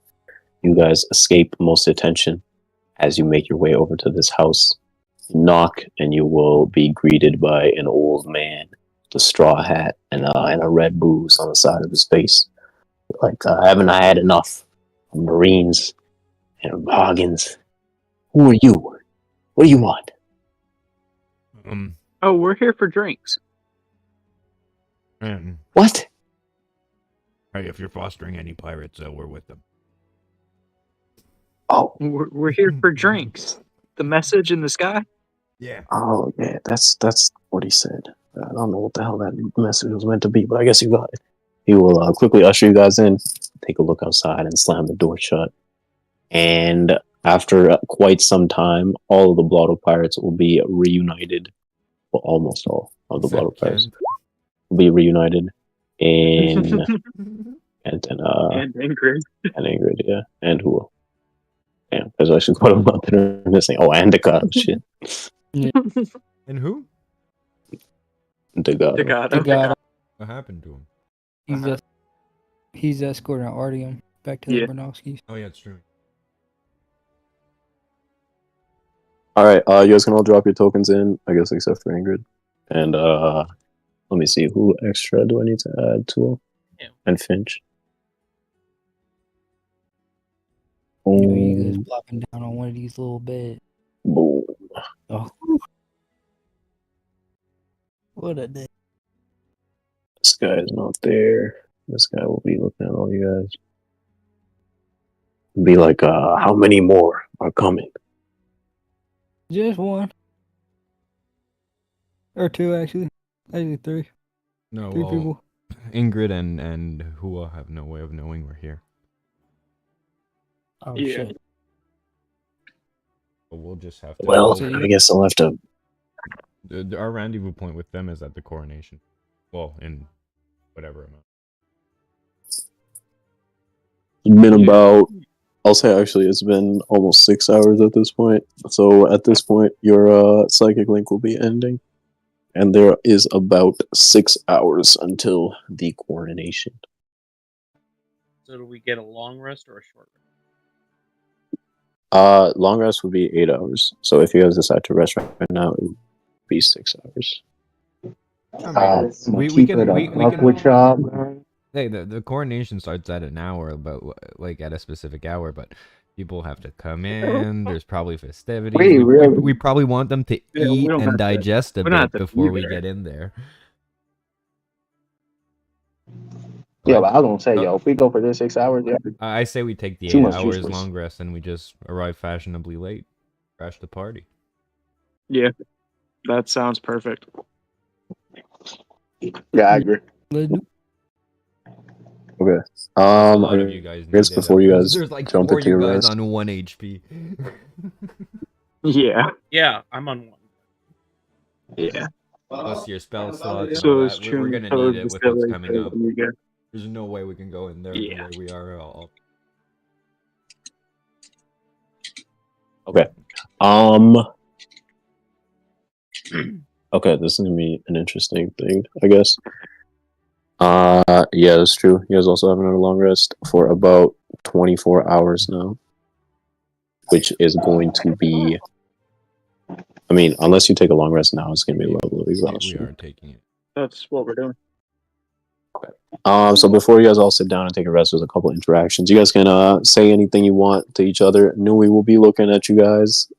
She will give you a firm shake. Tonka Tonka going? Well, I almost died, but I'm okay now. It's good to see you guys. Good to see you too. She will be looking around. She'll kind of like whisper, stage whisper, be like, "Who's that guy?" That Sky. He fell from the sky. He's the cook. Way better than Okay. Fashion Like City I shitty would. fucking sandwiches. Way better. Does he have any money? You take X tools. I'm gonna sleep. Who else? Vasily will be like, everybody, I would like to make a speech. Go ahead. Speak. It's been a while since we were all gathered. Couple hours. I know it's been a lot, but I just wanted to thank everyone for doing your part. Hopefully Ingrydd gets back soon, and then we can take down the Hagens. But like, we could also just leave. I was kind of thinking about it on the way here. Like, we got Nui back. Is there anything really keeping us here? Yeah. Ingrid. Oh, also, And also, I don't know if I told you literally this. everyone that wants us dead is gonna be in the same room. Perfect. yeah. And we Is- kind of Oh yeah. Born starts listing off the names that Yeah, he saw all the in names the that we got on the in the tables. ballroom. Oh God. The So deer. is it like wise for us to go over there then? Like, is it really the best course of action? Probably not. But we did put all the chances on our We- side. They're gonna be drugged out of their mind. Gonna be sick because of the water. It started some rumors that might create some issues in the higher ups. Yeah, we said Romeo fucks his bird. Oh my God. Oh, damn. That's disgusting. It is. Wait, Murdoch, that's not true. It wasn't true, no. Born was fully bought into it though.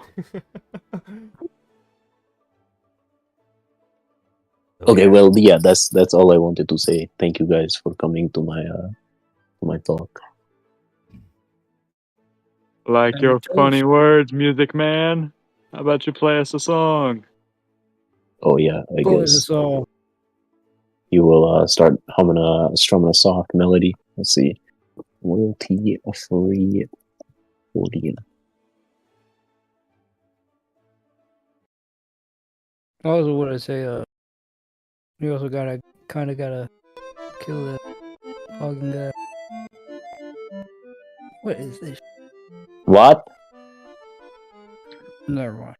What'd We you had say, Come to on, kill- Captain? Captain, you don't like his music? No, look, listen. We had I did make a deal with Dufeld. Who? Kind of one-sided deal, but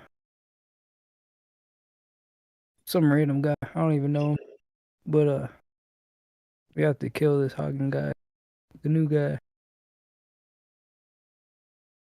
Come hell or high water.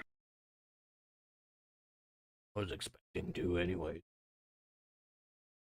All right, that works. Hey, Captain. From what I gather, you're breaking in to fuck up these Hagen people, the kidnapping. I really appreciate that. You'd go this far just on my account. Hey man, look, there's no problem.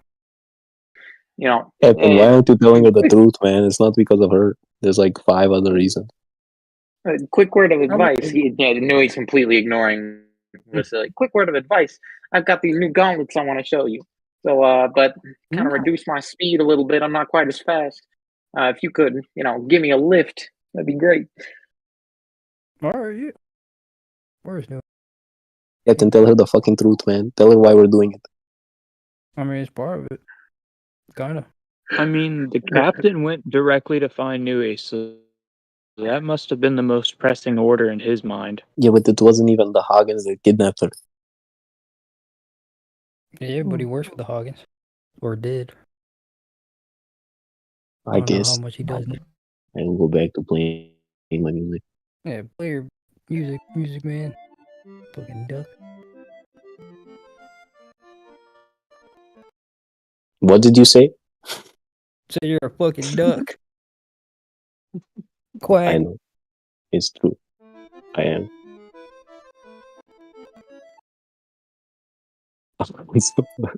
Okay,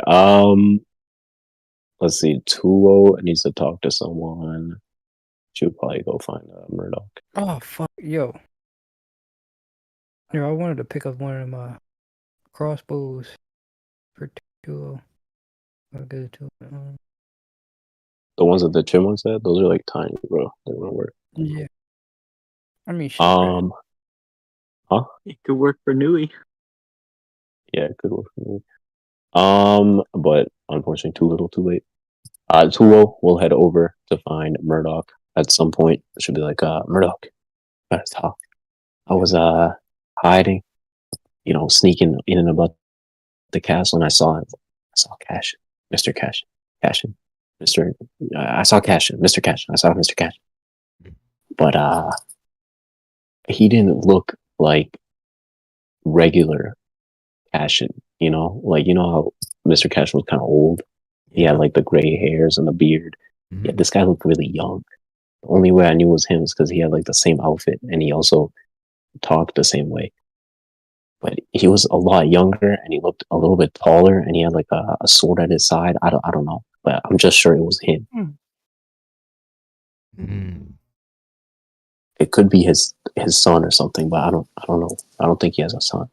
Never mentioned But it. then again, That didn't have a wife, nothing. That's good info catching, Duo. he was also walking with a white-haired guy. He had like glasses. He was tall. He had a trench coat on. I think it was the consigliere Percival. So they seem to be hanging out. Yeah. I didn't see any sign of Kent though. Makes me think though. And I kind of asked the whole crew, like, hey, everyone, does anyone remember seeing Cashin go in the water? Who? Our man might have a devil fruit.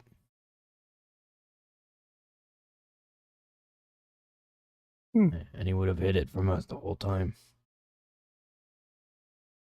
Cash? No, he's not that cool. I doubt it. Oh my god! All right, Born, you go find the dude. You'll find him downstairs in the middle of the kitchen. He was like cooking up a whole bunch of boiled cabbage. It does remind me of something though. Long time ago, you know when I did the favor, meditate, speak to Phobos. Well, one of the first times I did it, it wasn't Phobos that appeared in front of me. It was some sort of weird, glowy-eyed Cashin. I had to fight him and he fucking wrecked my shit. And I'm starting to think at this point, was it Phobos that had noticed something about Cashin that was warning me?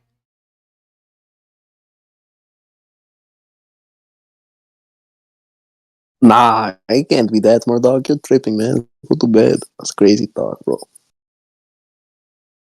I've heard to the average person, but you're all aware I have a freaking goddess, something living in my head, so we're past the crazy talk. I guess. What do you think, Chuma? You're like an expert on talking about crazy shit. What did he say? He was talking about a voice in his head that looked like Cashin and it whooped his ass. And then he thinks that might actually be Cashin because Duo saw Cashin and he was a whole lot younger than when we saw Cashin. You know what I'm saying? I mean, what did he say to Chuma? Who? The silly. I didn't hear what he said. I didn't hear the end of what he said to Oh, Chuma you at the just beginning. what do you think? No, you're saying you have crazy things in your head too. Yeah, he also Oh, said that. I don't know. It could be true. Obviously, we'll go back to playing his 40. Born starts helping preparing a meal for our old crew. I bet. Give me a cooking utensils check. Say wisdom is the modifier. Or charisma. DC 15. Nice. With this guy's help, you will cook up a nice little recipe. And yeah. Only real interaction I have is Finch. She's gonna go up to you, Chuma, at one point and hand you back that piece of paper that you gave her in Tuo with all the questions for Babel. Be like, listen, I'm sorry. I couldn't find Babel. I tried, but he just wasn't anywhere in the castle. You'll have to go ask some of these questions yourself. Okay. She will walk away. Oh, she will tell the crew. She'll be like, I'm gonna go and explore the town a little bit more, see if I can find any trace. If I see Ingrydd within the next couple hours, I'll let her know that you guys are here. I'll waste. I don't care because we're taking a long rest, so I'll just use up an extra psionic die and mentally link with her for. Does it work if you're asleep? She like talk to you in your sleep? Probably. Why not? Need to. So just, I mean, yeah, so hit me up if something bad happens. She will give a grim nod and be like, rest up. It was a big day. Yeah. As she flaps out the window. All right, bet. Born gives out food to everyone so you guys can take your long rest and be well rested heading into the battle. Anything else? There's some other interactions in the kitchen, but we will do those later. And there's obviously the interactions when these guys arrive. We will end the session with those guys arriving. In fact, we'll go to the city map, and Ingrydd, alongside Hua and her mother, will arrive at the outskirts of Puzo. The final shot will be you guys with your like silhouettes to the sky, looking at this imposing castle in the distance. There's about 2 hours until the rest that you guys make it back to town. But yeah, we will end the session there. Hopefully you guys enjoyed. There will be no session next week, and then no session the week after, unfortunately. So we will be back, I think, on the 31st. Oh, okay. Yeah, we'll be back on the 31st. In the meantime, I think there are some other things going on. If you guys are interested in keeping up with any D&D shit, don't hesitate to jump in the Eternal Dawn server and ask. Yeah, that's it for me. Hope you guys enjoy it. Thank you guys for being here. I know it was a lot of jumping around as always. Yeah. But hopefully you guys enjoy it. Yep, not much to add for me, but as Kev said, we will be back in 3 weeks. Thank you everyone for being here, and thank you for watching. Ciao, ciao.